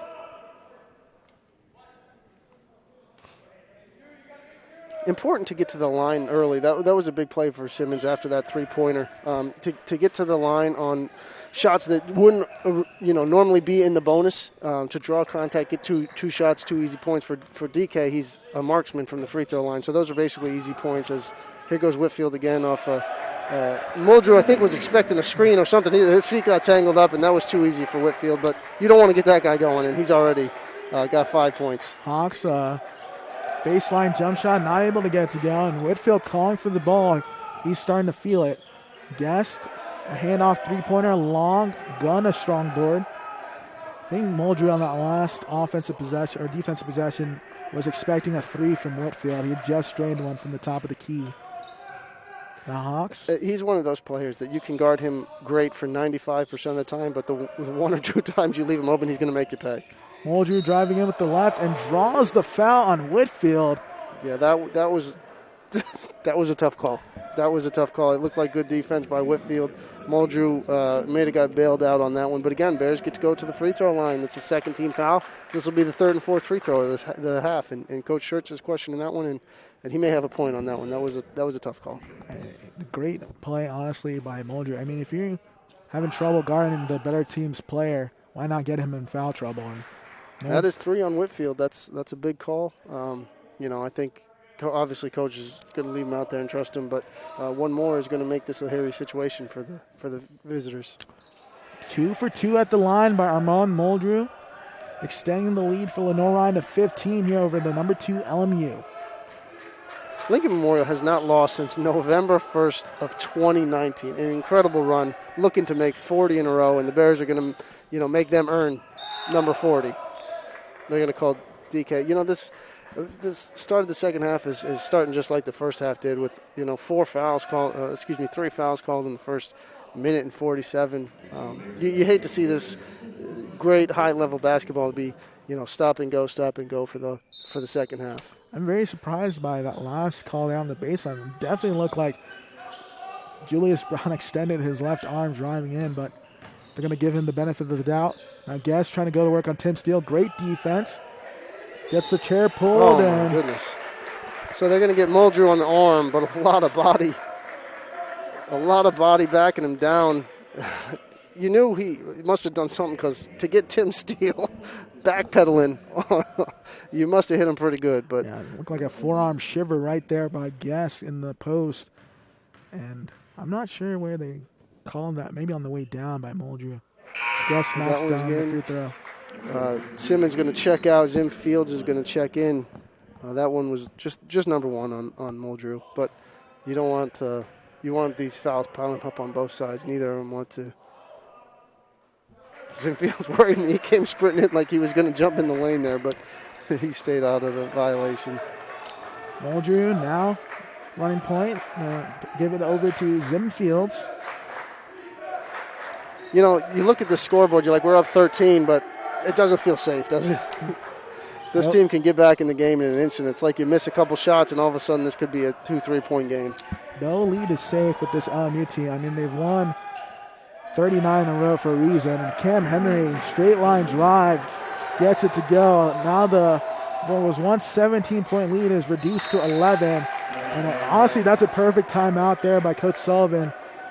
49-38 here with 17:28 remaining here in the second half.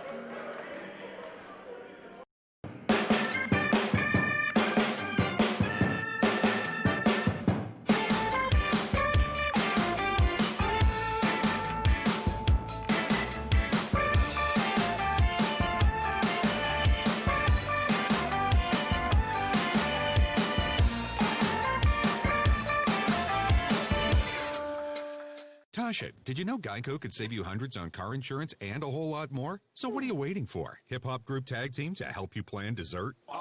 Fresh vanilla, rocky road, chocolate, peanut butter cookie dough.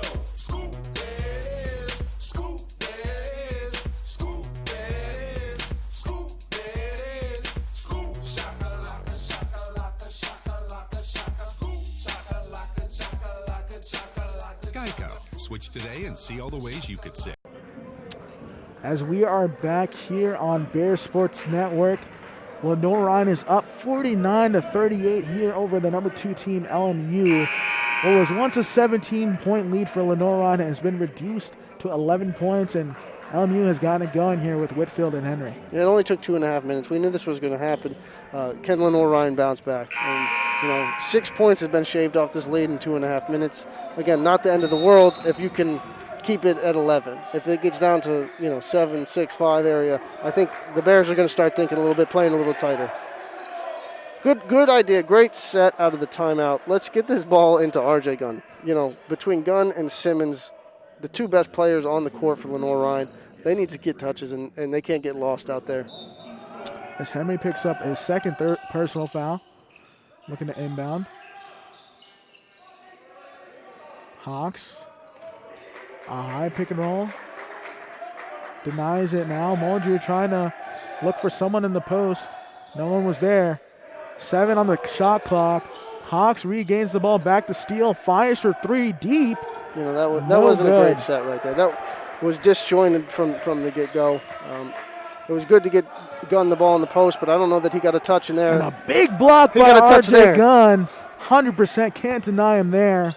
And he's down, though, behind the play. I don't know what happened, but R.J. Gunn went down after that block shot.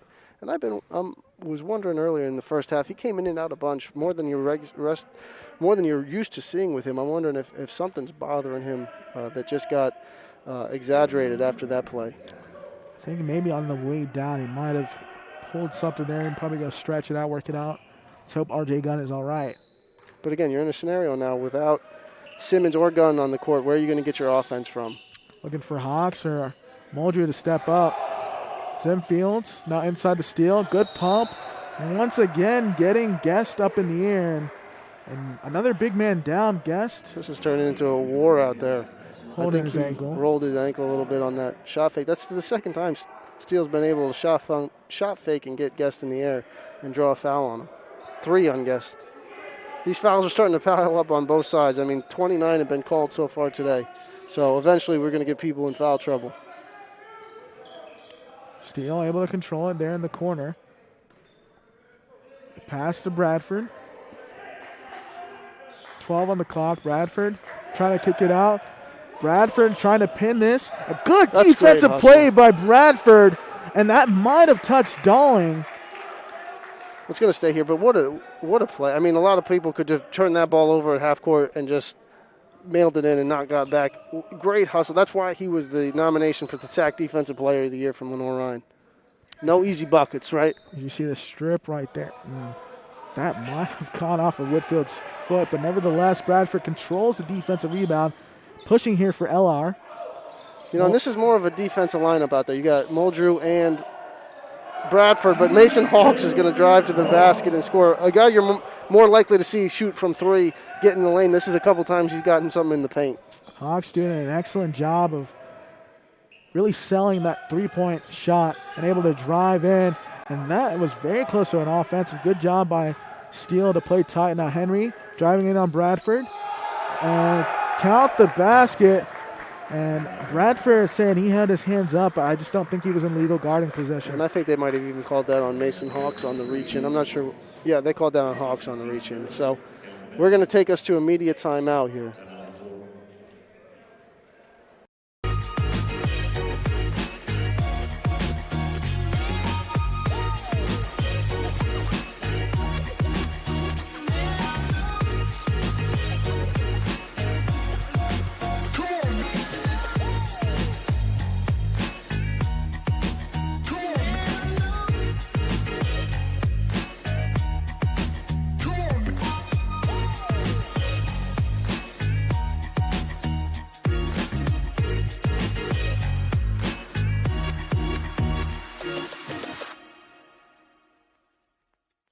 Paramount Kia in Hickory. We want to see you driving a new Kia or, hey, a quality pre-owned Kia. We've got a huge selection of new and pre-owned Kias. You got to get to Paramount Kia in Hickory, Highway 70, ParamountKia.com. And we are back here on Bear Sports Network. If you're just tuning in, we're going to show you a replay here from that last possession where Cam Henry was able to get the and one and called a foul there on Hawks. Lenoir-Rhyne is still up 51-40, 15:48 remaining over the number 2 team, LMU. Let's see. You know, RJ Gunn got nicked up a little bit. Looks like he's still out for the Bears, but Simmons is back in.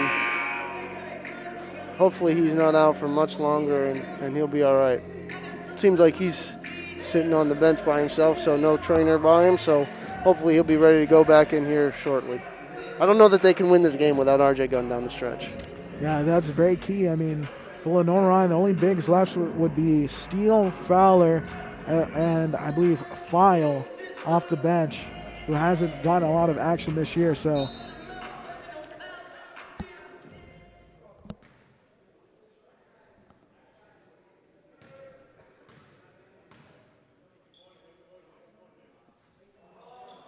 Henry's going to complete the and one, cut this lead to 51-41, not even 5 minutes into this second half. You know, you want to break this 39-game win streak, you're going to have to earn it, and it's not going to be with plays like that. A miscommunication on a backdoor cut goes out of bounds, and RJ Gunn is going to come in real quick. I think Fowler was trying to find Simmons there. Simmons not able to break free of Julius Brown. And Henry likes to take the ball off the court. Henry likes to go downhill off those screens. And driving in on Zim Fields. Great defense. D. Julius Brown driving in, and Gunn will get called for the foul on Julius Brown. You know, I think both sides need to just play basketball. A lot of bickering after the calls. You know, if they call the foul, there's nothing you can do about it. Let's keep playing basketball. I think every time the whistle goes off now, somebody's going to throw their hands up. You see, maybe just got a little bit of his lower half right there, and Brown will go to the line. It'll knock down the first one.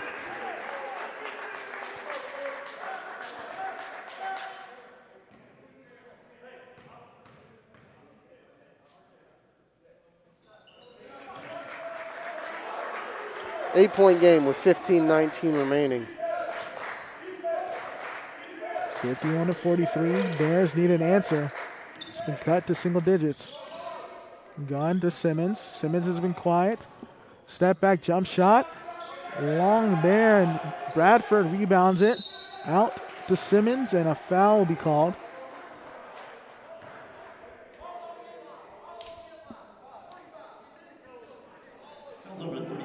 Henry gets whistled for his third, saying he's in the cylinder of the offensive players.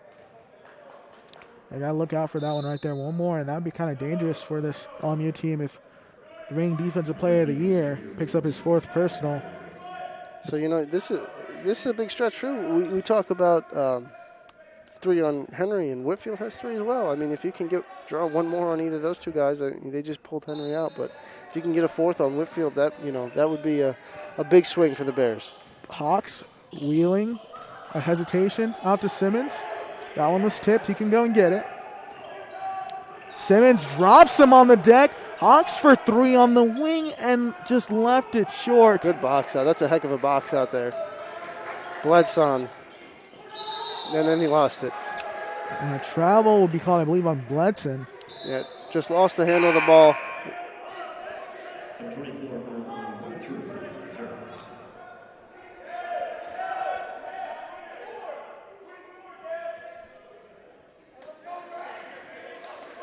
You got to love the energy right now, though. I mean, Lincoln Memorial's playing their guts out to get back in this thing. Lenoir-Rhyne trying to hang on. I think both teams want this thing bad. You can tell. You can tell they're leaving it out there. Oh, 100%. I mean, for Lincoln Memorial, it's all that pride from that 39-game win streak they have so far. And they want to be number one. I'm sure they know that the number one team's knocked off. All you got to do is win today, you're the number one team in the nation. Gunn not able to get the roll up ahead. Zim Fields 1v1 with Whitfield. Whitfield stop and pop, and when that man gets going, that's unfair. When he gets going, there's no one more confident than Devin Whitfield. That's a tough shot. Not much you can do to defend that one. Bradford. Lenoir-Rhyne has to stay calm at this point. I mean, the momentum is clearly swung. It's a 5-point game, but you know it was smart here to pull this thing out by Simmons, and let's try and get something going to the basket. Simmons loses the handle. Henry gets the ball. Might be a lob here. Henry driving in, and an offensive foul. Good play by Muldrew. He's out of control. I mean, he's out of control. He lost the ball twice, dropped his shoulder. I don't know that Zim was in great position, but Bledson was not under control. Yeah, excuse me, that was Bledson. Henry on the bench with 3 fouls. But great job by the freshman to get his feet set and stay outside that restricted area. This is just a stop and pop. I mean, I thought he was going to take it in for 2. He stops and pulls up from 3. I mean, that kid was struggling in the first half. You don't do that when you're struggling.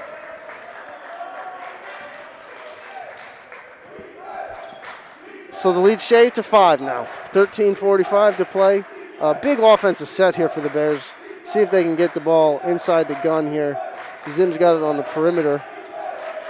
Seems like there's just, there's not a lot of motion right now. There's not a lot of movement. It's just pick and rolls, try and dribble and create. You see 7 on the shot clock. Fields out to Bradford. Bradford stepping in, the floater, and he's going to get called for a travel. Yeah, I'd like to see a little more movement on the offensive end. It's a lot of standing and watching right now. If they can't get the ball to R.J. Gunn, which they've done, Guest did a nice job denying the continuity of the offense gets all thrown out of whack, and it's these haven't been a great last couple of minutes on the offensive end for the Bears. Yeah, honestly, Jay-Z, at this point, we could make a trip to like Bora Bora right now with all the travels, all the free Sky Miles we'd be getting with all the travels here from both sides. And now Whitfield for three, And he's feeling it. Just He's feeling like that. it. This is trouble. That ceiling was kind of covering the rim before, and now he's opened it wide open, and back-to-back threes for Whitfield. Bradford out to gun. Just one-on-one. And a foul will be called on Bledson. That's 4 on Bledson. But wasn't it just like 2 minutes ago we were talking about Whitfield had 4 points? He's got 15. Just like that. All it takes is one shot to go in, and you just become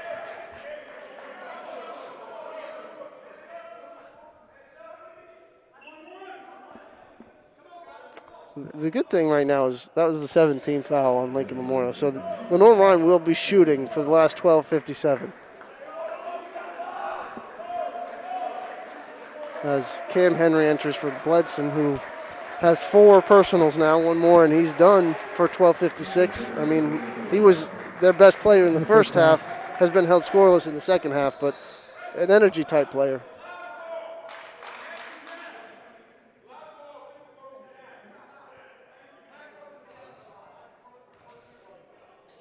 I think the warning to the bench or something. RJ Gunn's been standing at the free throw line a long time waiting to shoot these free throws, so this might be an ice the shooter. As Gunn's able to knock down the first free throw attempt, and you see immediately Lenoir-Rhyne back to play defense. Henry kind of playing deep safety back there on the offensive end, looking to maybe get an easy one if it's a long miss. And that's a tough matchup for Armand Muldrow, too. I mean, Henry can get it done a bunch of ways. You got a freshman trying to cover him. They've been asking a lot out of Armand Muldrow today, and he's answered the bell. And Whitfield gets called for a travel. Jay-Z, that's been the theme here today. A lot of traveling violations and on fouls. both sides. Travels and fouls. I mean, 11 fouls in the second half. It's you hate to see this game kind of do this stop and start with the fouls, the turnovers, but it is what it is. We got 12 more minutes and 45 more seconds of it. Just need to score one more point than the other team.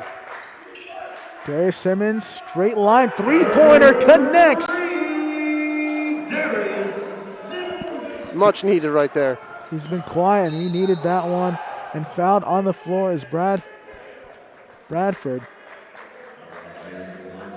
Whitfield, you can just see the look in his eye now. He's got that give me the ball and get out of the way look, which is scary for the Bears. I'm kind of surprised they're calling this one on the floor. I thought he was going up to shoot that, but they're going to call that on the floor, I guess, on the drive. Ball to inbound inside Good the play. gas. That's a good play. Good play. Screen the screener, roll to the basket. The Bears got caught trying to help off on the shooter. Left guest wide open for a layup. Simmons trying to go to work here on Bradford trying to slow things down. Gunn spinning. On to Bradford for three. Step back. Left it short just off the front of the rim. Good play by Gunn to keep that alive, but up ahead, Dalling, a quick release for three, and he knocks it in. It's a 2-point, one-possession ball game. Lenoir-Rhyne still up 56-54, under 12 minutes to play in the second half. Muldrow trying to get some motion offense here from the Bears. They've been real stagnant in this last 3-minute stretch. Hawks driving in with the left. Nice and a great tip by R.J. Gunn. Yeah, nice putback by Gunn, staying on the offensive glass. But again, he's calling for a sub. I'm not sure if he's still feeling the effects of whatever's ailing him. Yeah, he looks a little tired and not as much spring in his step. Now Whitfield open in the corner, and he knocks it in. He's the last person you want to leave open for three. He's got 18. Now the LMU bench is even louder. Lenoir-Rhyne only up by 1 point. What was once a 17-point lead. And I think they called Josh Schertz for a technical foul. I mean, wow. Yes, he's been out of the coach's box. He's got, he's been arguing a lot with the ref, and I think they finally had enough of it. So technical foul issued to Coach Josh Schertz. His assistants are trying to get him away from getting a second one, but he has not been satisfied this whole this whole half is we're going to get to immediate timeout here.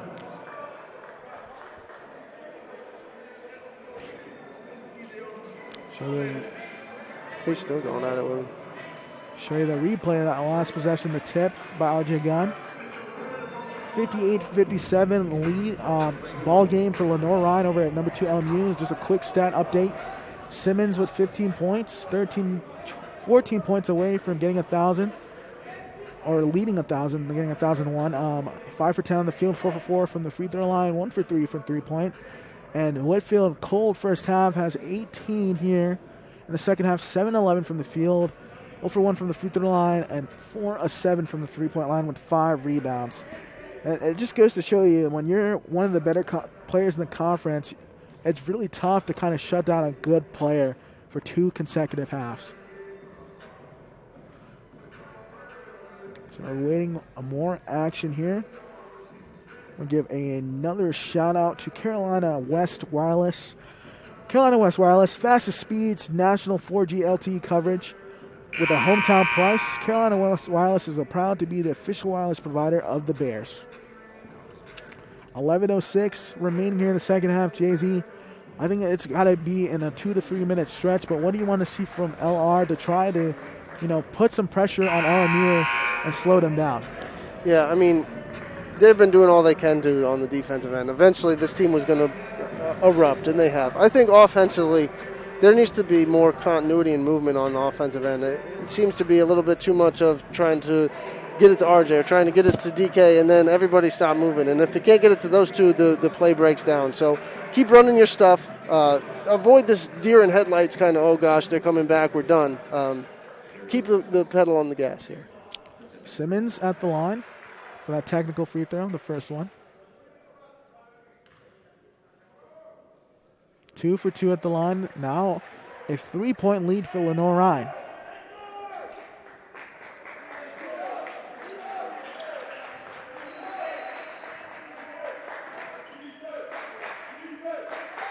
Tim Steele, now to Muldrew. Back to Hawks. Hawks drive again with the right and gets blocked by Henry. I don't think Hawks saw Henry right there, and Henry showing why he's the reigning defensive player of the year. Nice job by Tim Steele there. Tim Steele mismatch on Whitfield, making him work at least. And Whitfield driving in, not able to get the and one, and I believe Muldrew will be called for the foul.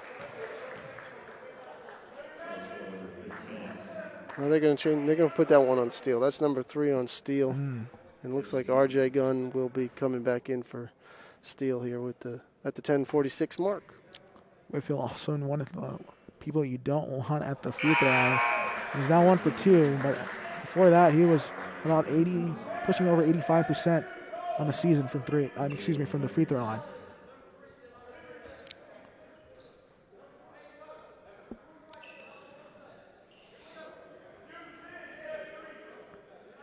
If you're Lenoir-Rhyne, you want to kind of slow this game down, so to say, because this LMU team wants to run and they want to. Nice little lane violation. Guest got in too early. I mean, a lot of mental mistakes here in this one for LMU, but it just shows how talented they are. They shot 29% in the first half. They're committing a lot of fouls, turning the ball over, and they're down 2 points. And they just shaved, 14 points off the lead in half of a half. And Hawks trying to find Zim Fields and just left it in between 2 players. I think that's a tough look. Steele was trying to talk to him and say, was that for me? Because a little miscommunication there. Mason will go to the bench, but he's got to make sure, he stays positive over there. It's turnover, on to the next play. It's a 2-point game. They're going to need him. He's going to hit a big shot down the stretch. He needs to keep that positive mindset. Now a couple of dribble handoffs at the top to keep Brown. Whitfield actually had a wide open look right there as Bradford got tied up in the screen, but he might rather take a contested shot at this point. Henry working on Gunn in between his legs and not able to get it. Up ahead to Bradford, going in with the right hand and gets it to go. That's a heck of a play by Whitfield too. He got out of the way. He knew he had 3 fouls. No sense of trying to contest that and get a 4th foul. Contorting his body is Davion Bradford. Now this is a tough cover. Simmons able to steal it from Henry. What a play right there from Darius Simmons. Gunn out to Zimfields, driving into Tim Steele, goes up for two, and what a find. That's a good counter. Good counter for the Bears. Good run right here. Good little spurt. You got a steal from Simmons. You got some fast break buckets. You got some easy points in the paint, and now you push this lead back up to 6. Under 10 to play. Oh, not him. Whitfield fires a three. A rare miss from the outside by Devin Whitfield. I don't want him shooting ever. Bradford going to run the offense, kind of slow them down. Tim Steele back out to Bradford. I think you need to find Gunn or Simmons here. We've had the hand. Simmons on the wing, going to work. Brown is a heck of a defender, too. Pull-up jump shot short. Felt there was contact on the way down. Coming into this game, Brown, as we got an open three, that boy can shoot. Dowling has a very quick release on his jump shot, knocks it down. One possession ball game, 64-61. Brown came into this game second in all of Division II with steals. So he's one of the lockdown defenders, but the fact that Simmons has been able to put up 17 with Brown all over him shows you how much of a threat Darius Simmons is as he draws the foul there on Brown. 3 on Brown. It seems like I'm looking at the live stats. Everybody either has 3 or 4 fouls on Lincoln Memorial, so that could prove the same for Lenoir-Rhyne. A lot of 3 fouls there, so fouls are going to play a big part of this stretch run. If you're Simmons, you got to keep attacking. You need to continue to draw fouls and go to the line. It's a good way to get points up on the board, and Simmons is an excellent free throw shooter.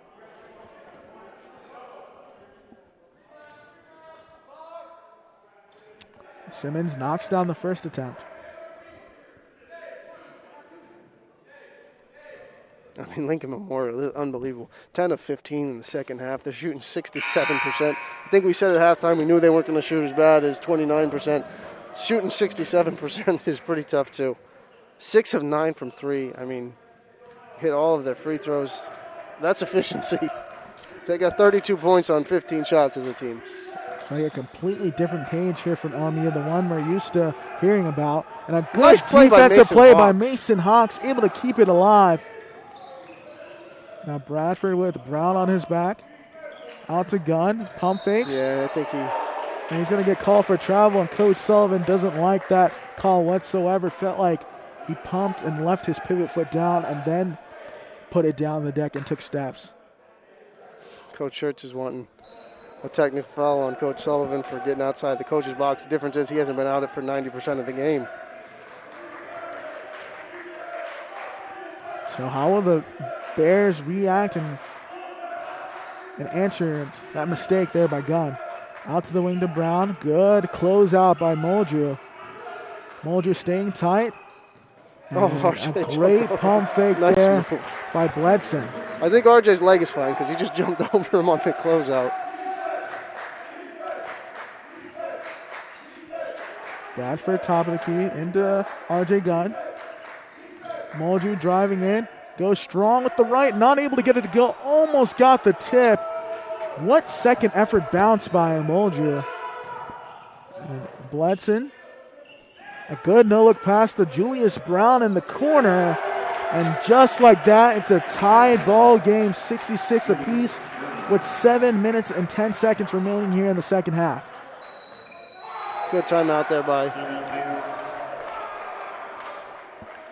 Coach Sullivan as he goes right out to talk to Zim Fields. I think about that defensive execution on that last possession.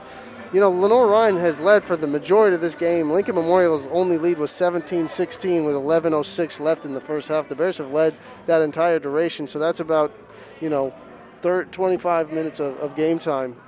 You hate to see it come down to the end and Lincoln Memorial sneak this one out, but, they played so well in the second half. 12 of 18 from the field. 7 of 10 from 3 now with that last connection from Brown to tie this thing up. And, the Bears are going to have to earn this one in the last 7 minutes. I mean, this is exactly what we called for. I mean, a very close game, 66-66. We weren't expecting it to be this close at this point with LMU, how prolific they are offensively, but the testament to Coach Sullivan and in his defensive game plan coming into this game to kind of stop this LMU team. Now it's just about finishing down the stretch and trusting in your players. I'm looking for Lenoir-Rhyne to kind of continue to attack those players that are in foul trouble for the LMU rail splitters, like Cameron Henry, like Xavier Bledson, who I believe has 4. Whitfield has 3. If they can get them in foul trouble and continue to go to the line, I think they will be able to edge this one out. I'd like to see some transition baskets for Lenoir-Rhyne. The half court has been tough in the second half. Lincoln Memorial has really tightened up on the defensive end. The Bears are shooting just 29%. It's almost an entire role reversal of the first half. The Bears shooting 29%, can't buy a bucket. The only thing that's keeping them propped up in this second half is they've hit 10 of 10 from the free throw line. So we talked about how important it was to get those easy buckets from the charity stripe. And if we can get out in transition, maybe try and find some easy baskets, because the half-court set has been kind of lockdown defense from Lincoln Memorial. As you can see, we had trouble getting the ball inbound today. Hawks to the post to Gunn. Gunn going in on Henry, spinning, fade away, draws a contact, and he'll be going to the line for 2. I think Gunn just a little mad at himself there for not knocking it down. And that's 4 on Henry. Yep, 4 on Henry. So we talked about that was one of the big ones. Whitfield has stayed at 3, partly because of his own smart play and not doing much on the defensive end to get himself in foul trouble. There's Gunn here on the first attempt. Tim Steele coming back in on this one. Steele's played a bunch of minutes in this one. 13 for the freshman. You know, you got to feel good. 24 minutes from Mulju, 13 from Steele. The freshman playing a huge role in this game against, some of the best in the nation. 2 for 2 at the line, and with that, Lenoir-Rhyne retakes the lead 68-66, under 7 to play. Bradford drawing the assignment on Whitfield. Good Bradford, play right the there. steal. He's now driving in, tough, and a turnover there by Bradford. Just lost it. You can't very even tight. be mad at him. You can't be mad at him. He was pushing it, trying to get a basket in transition after a heck of a defensive play to rip Whitfield there. Now if you're Coach Sullivan, you're just telling Bradford, let's go get it back one more time. It's rare you see the center start the offense, but I believe Henry wants the ball here. Mason Hawks really good at drawing charges and an offensive that's 5 foul. on Henry. And Henry will be out of the game. And he is in complete disbelief. That one he's not arguing that one. The other ones he was arguing about, but that one. If you watch tape, Mason Hawks is known for drawing charges. That what Mason Hawks knew he had 4. That was a smart play. I think Henry wasn't wrong in his read. He saw the mismatch. He saw the switch off the screen, and he got Mason Hawks, and he knew he could get to the basket or use his size on him. He just lowered his shoulder a little too much, and Hawks drew it. That's huge, and the person that came in to replace him, Bledson, also has 4 as well. Tim Steele driving in, back out to Hawks. Somebody's going to have to hit a big shot for Lenoir-Rhyne. Tim Steele backing in. You see, this half-court defense from Lincoln Memorial has really tightened in the second half, and we're down to 10 to shoot. Jay-Z, I'm going to call something. Hawks are going to pull this. Alexa, dump it off to DK. Euro. Not able to get the one-legged floater in the lane. Now Brown forcing the issue. Dowling, who's... he tripped, but he maintained his pivot foot. Has caught fire, and a right layup up and under there by Julius Brown. Tie ball game once again. Bradford now back out to Tim Steele, open for 3. Strong on that attempt. That's a great look by Tim Steele. I'd like to see Darius Simmons or Mason Hawks or RJ Gunn shooting that shot. I think he had a good look. Just making sure we get the best shot every single possession. Julius Brown looking for the roll on Guest. Guest has the mismatch. Simmons wanted Gunn to switch again. Push off, yep. And a push off on Guest. Good job by Darius Simmons to hold his ground. That's 4 on Guest. I think Lincoln Memorial made a mistake on that one, and Brown had the mismatch. He tried to exploit the mismatch with Gunn on him. I think he should have gone to Guest with Simmons trying to cover the big man, the 6'9" big man with a 5'11" point guard. And with him missing the shot, Guest push off on the offensive rebound trying to get it over Simmons. And this is the last person you want at the free throw line if you're LMU. Simmons. Not going to say the number, but he is feeling it from the free throw line.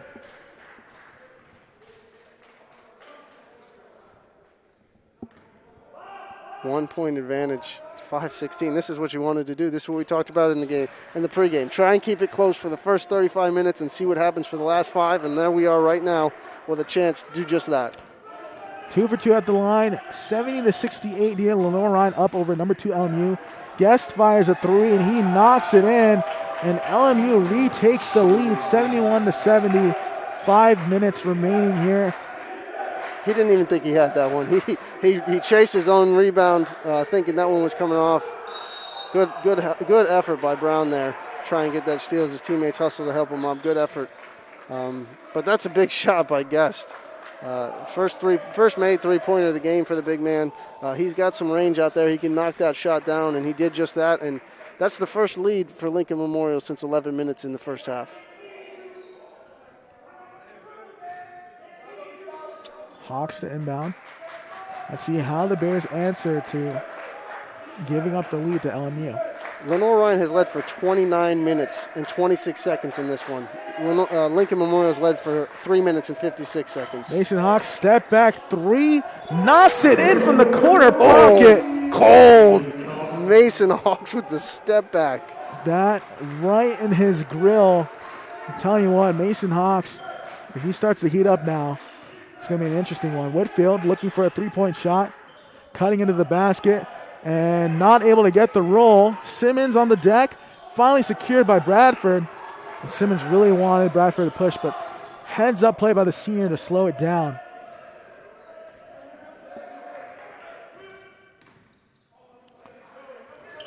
Steele loses track of the ball, hits him in the face, but recollects himself. Hawk. Now Steele fires a 3 and back-to-back threes for the Bears. They're feeling themselves right now in Shuford. Yes, sir. Tim Steele, the freshman. See the action here from Hawks on the replay. It says, give me that, step back. Patty whacked and knocks it down. Good look by Mason Hawks. And another replay here of Tim Steele's 3. Knocks it down. It's good. 76-71, the lead, 3:50 remaining. And now it's time of the game for the fan of the game. And the fan of the game for Lenoir-Rhyne is Rowan. Blakely's tiniest fan, has never missed one of her games. Her first game watching of Blakely Crooks is when she was 1 month old. Fans, if you really want to be a part of this and be the Texas Roadhouse fan of the game, you got to submit your photos, tag Bear Sports on social media, and email athletics@lr.edu. And if you do that, you maybe have a chance to win the fan of the game and win Texas Roadhouse free dinner for 2.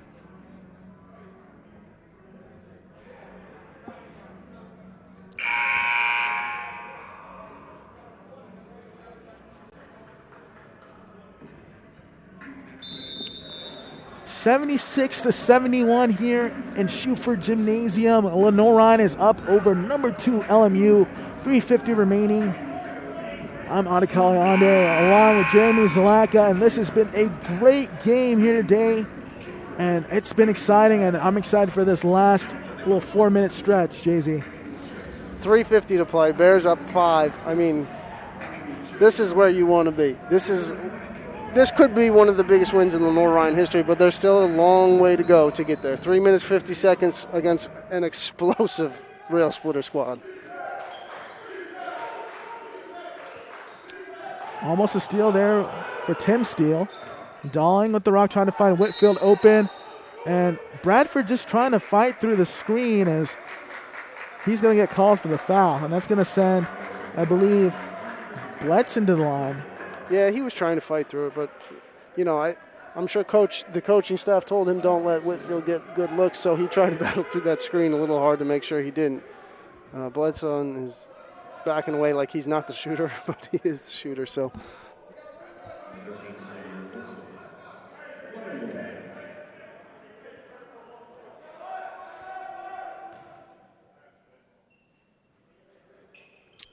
Bledson able to knock down the first free throw. Cuts the lead now for Lenoir-Rhyne down to 4.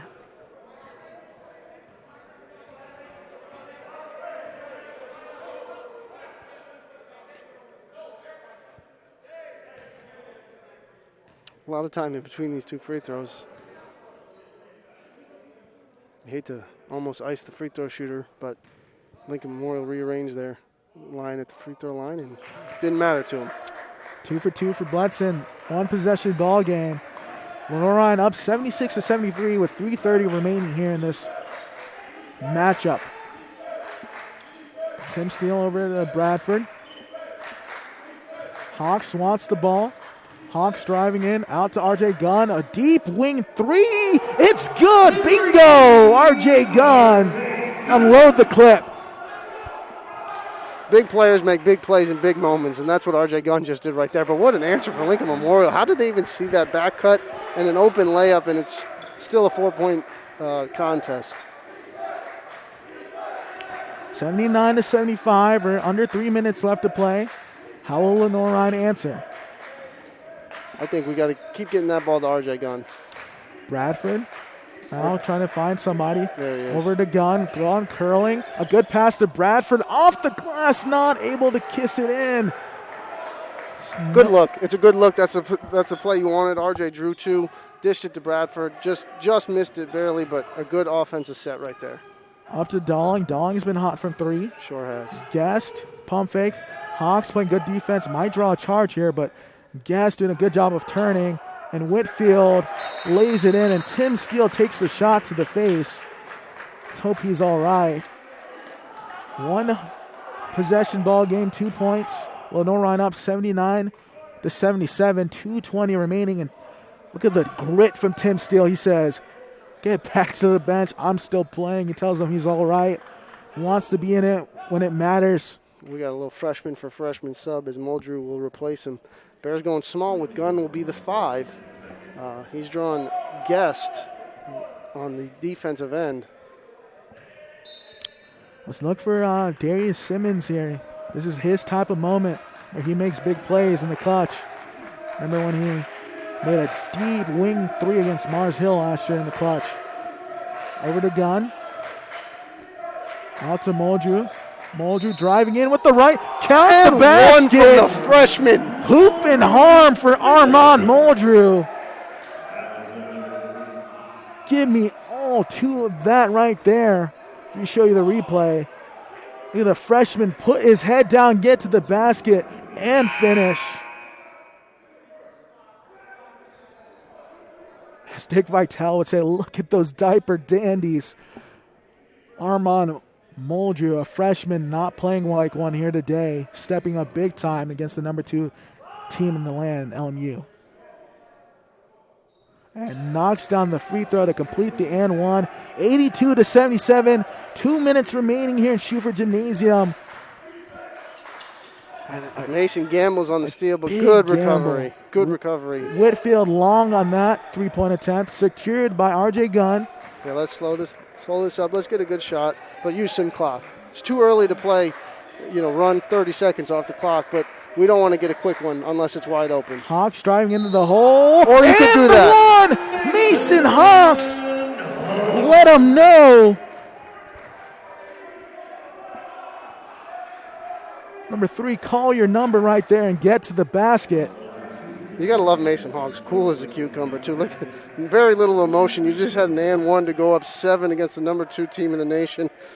Just a couple casual high fives and a chest bump, but he knows that there's still a lot of work to do in this 141 to play. 85-77, a minute and 35 seconds left. Lenoir-Rhyne trying to win here, and a foul will be called on Mason Hawks. Looked like he picked the pocket there of the LMU player. I believe that was Bledson. And that will send... It'll be a 1-and-1. I believe Bledson to the free throw line.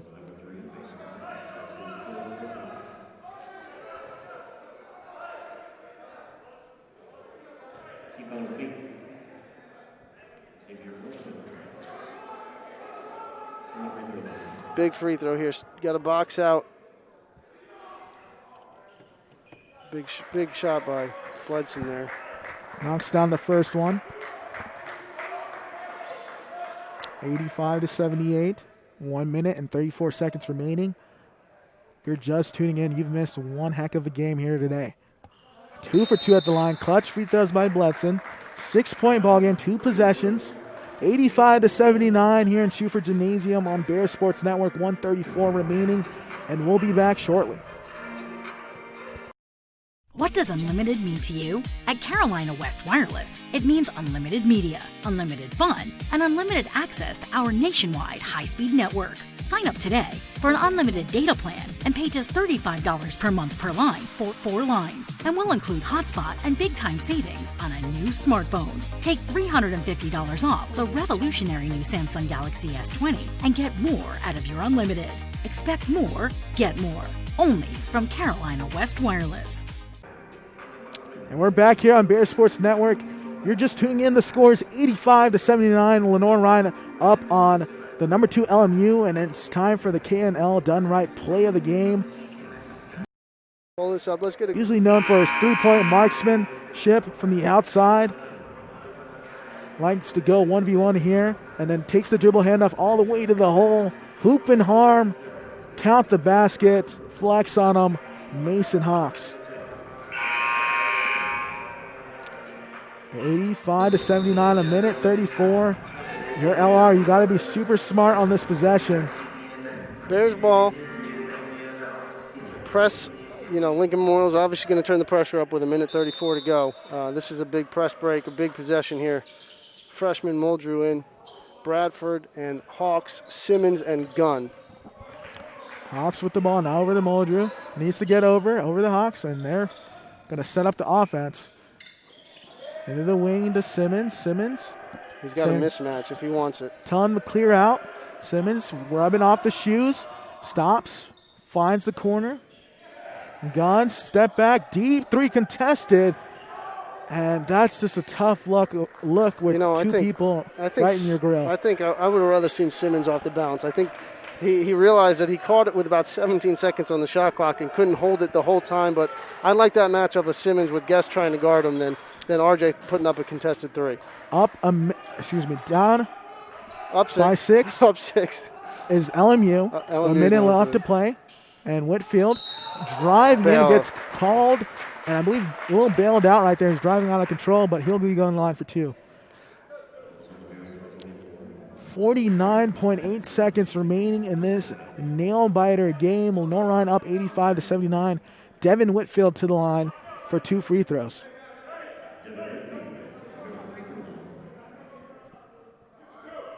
I anticipate we're going to see a lot of Devin Whitfield in the last 49 seconds. As Whitfield pure on the first attempt. 3 players in the game right now with 4 fouls. Whitfield, Bledson, and Guest for Lincoln Memorial. So they can't really afford to hack at the end either. They got to be smart with who's fouling the Bears. Bradford now with the ball over to Hawks. They got to get across.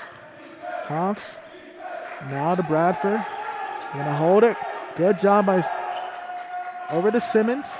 And Simmons is fouled by Guest, and Guest will be out. I don't know that I think Coach Schertz wanted Brown to foul Davion Bradford to the top. He didn't get it in time, and now Guest is on the bench because of it. Especially, you don't want to foul Simmons. Not going to say the number, but Simmons is an excellent free throw shooter. Last person you want to foul on Lenoir-Rhyne. Keene enters for Lincoln Memorial for the fouled out Guest. He played 14 minutes. Keene played 14 minutes, but has a 0 in the point column. Calmly sinks the first. 86-81, 37.5 seconds remaining, and goes 2 for 2 at the line to extend the lead to 6 points for Lenoir-Rhyne. 30 seconds left on the clock. Shot clock still on. Quick. Well, that's what you don't want to do. You don't want to foul there and get him to the line with the clock stopped at 32. That's his 4th personal. Darius Simmons has got to be smart here. He's more of a liability on the court. Really need him. I'm going to anticipate that Whitfield is going to be back deep on the press because he can't afford to foul. They're going to put probably Brown and newly entered Keene up top. And try and get a quick steal, a quick tie-up, and maybe a change of possession, but I can't anticipate that Whitfield's going to be the one fouling on this next inbounds. Or Bledson, he has 4 for himself as well, and he has been really excellent in free throw shooting. And they're asking for a sub. You can hear Coach Zach Corliss through our headsets right here, belting out for a sub. You know, this is a tough spot for Tyson McLean too. He hasn't played in a while. He's played 7 minutes this game, but he's a seasoned redshirt junior, so he should be up to the task if he gets fouled to go to the line. Bledson calmly goes 2 for 2 at the line. We got to have more than just one guy back here to get the ball in. And a turnover there by Lenoir-Rhyne. Whitfield in the corner for 3. Short on the rim. Hawks secures the board. Up ahead to Simmons, and Gunn was off to the races. Did they avoid disaster there? Because that inbounds pass is stolen, and Devin Whitfield with an open look in the corner. The guy that you don't want to have an open look, but luckily for Lenoir-Rhyne, he just was off with it. And the Bears, Mason Hawks, came down with the rebound and will be going to the line to shoot 2. 2 shots for Mason Hawks. Pierre on the first attempt. 24.8 seconds remaining. Lenoir-Rhyne is up 88-83 over the number 2 team, LMU.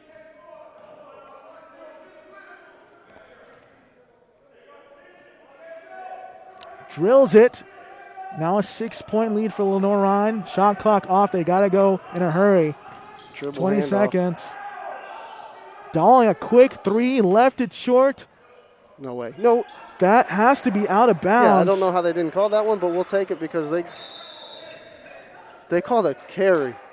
How did they call that the man was standing out of bounds? Wow, that is on the air ball. Fortunate series of events right there. That had to be. Luckily, there's only 9 seconds left. Brown fires one up. That's an air ball. They're going to get that one right. And the Bears are going to pull this thing out. 4.6 seconds left, a 6-point lead. And you know what? We hadn't said it the whole broadcast because we didn't want to jinx it. Lenoir-Rhyne went 25 of 26 from the free throw line and buried all 20 in the second half. And when you want to pull an upset, that's how you do it. Out the line, and that's it, folks. Zeros on the boards.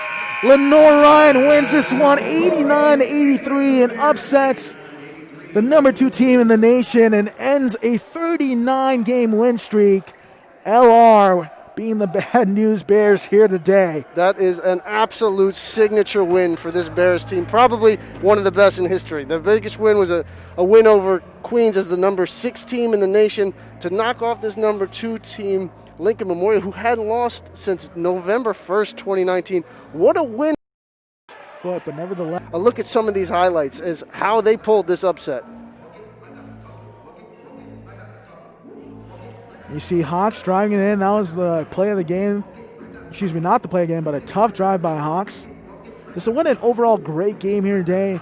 Like you said, Jay-Z, from the early onset of this game, Lenoir-Rhyne came with a game plan, and that was to stop the offensive LMU. And they did just that. And even when LMU got hot, Lenoir-Rhyne had an answer in the second half. Just a great day for basketball for Lenoir-Rhyne as you see these highlights. And Lenoir-Rhyne never gave up, and neither did LMU. It was a great contest from both sides. And Whitfield, I mean, there's nothing else you can say about this kid. He is tough. He is a bucket there for LMU, and hats off to him for a great game. And Hawks now driving in. Just an overall great series of events down the stretch. Hawks getting it going. Simmons, Tim Steele, the freshman, hit a big 3. Armand Muldrew hit a clutch and one. And RJ Gunn, a deep wing 3 for LR, and just a great day for basketball for Lenoir-Rhyne. You see the player of the game brought to you by Domino's. Darius Simmons just came up short of getting 1,000 points, but he's going to get it in his next game. 23 points, 5 of 12 from the field, 2 rebounds, 4 assists. I believe he was 14 of 14 from the free throw line as well. Just a phenomenal performance from Darius Simmons, and that's why he's the Domino's player of the game. Now we're going to give you the East Coast Wings final stats here today. LMU was held to 42.9% from the field, 88.9% from the free throw line, 36.7% from 3. And LMU had 40 rebounds, 10 offensive boards, and 20 turnovers. Lenoir-Rhyne, 43.5% of the field and 96.2% from the free throw line, a three-point percentage of 43.5, 31 rebounds, 6 offensive boards, and 12 turnovers. 2-0 on the day, Jay-Z, for Lenoir-Rhyne against Lincoln Memorial. It feels great to say that here on a doubleheader, first doubleheader for Lenoir-Rhyne and of the 2020-21 season. And I know I've said it a couple times, but can you imagine right now what this court would have looked like with the fans here? No doubt in my mind it would have been electric. We miss you guys so much right now, but man, what a great game to sit home and watch and be with us on the Bear Sports Network. But I think we talked in the pregame about how good this Lincoln Memorial team is. And when you beat a team like this, it's a statement victory for your program. And Coach Sullivan has been able to mastermind 5 upsets of nationally ranked teams, this being the 5th. The Bears have only had 12 in their history. Obviously, Coach Sullivan knows how to beat the best teams in the nation. The Bears need to just figure out a way how to do that consistently. And today, this one may be one that goes down in the record books as the best win for a Lenoir-Rhyne men's basketball team. Very impressive here today from both Bears teams. On behalf of our broadcast crew and Jeremy Zalaka, my broadcast partner, I'm out of Calianda, and until next time,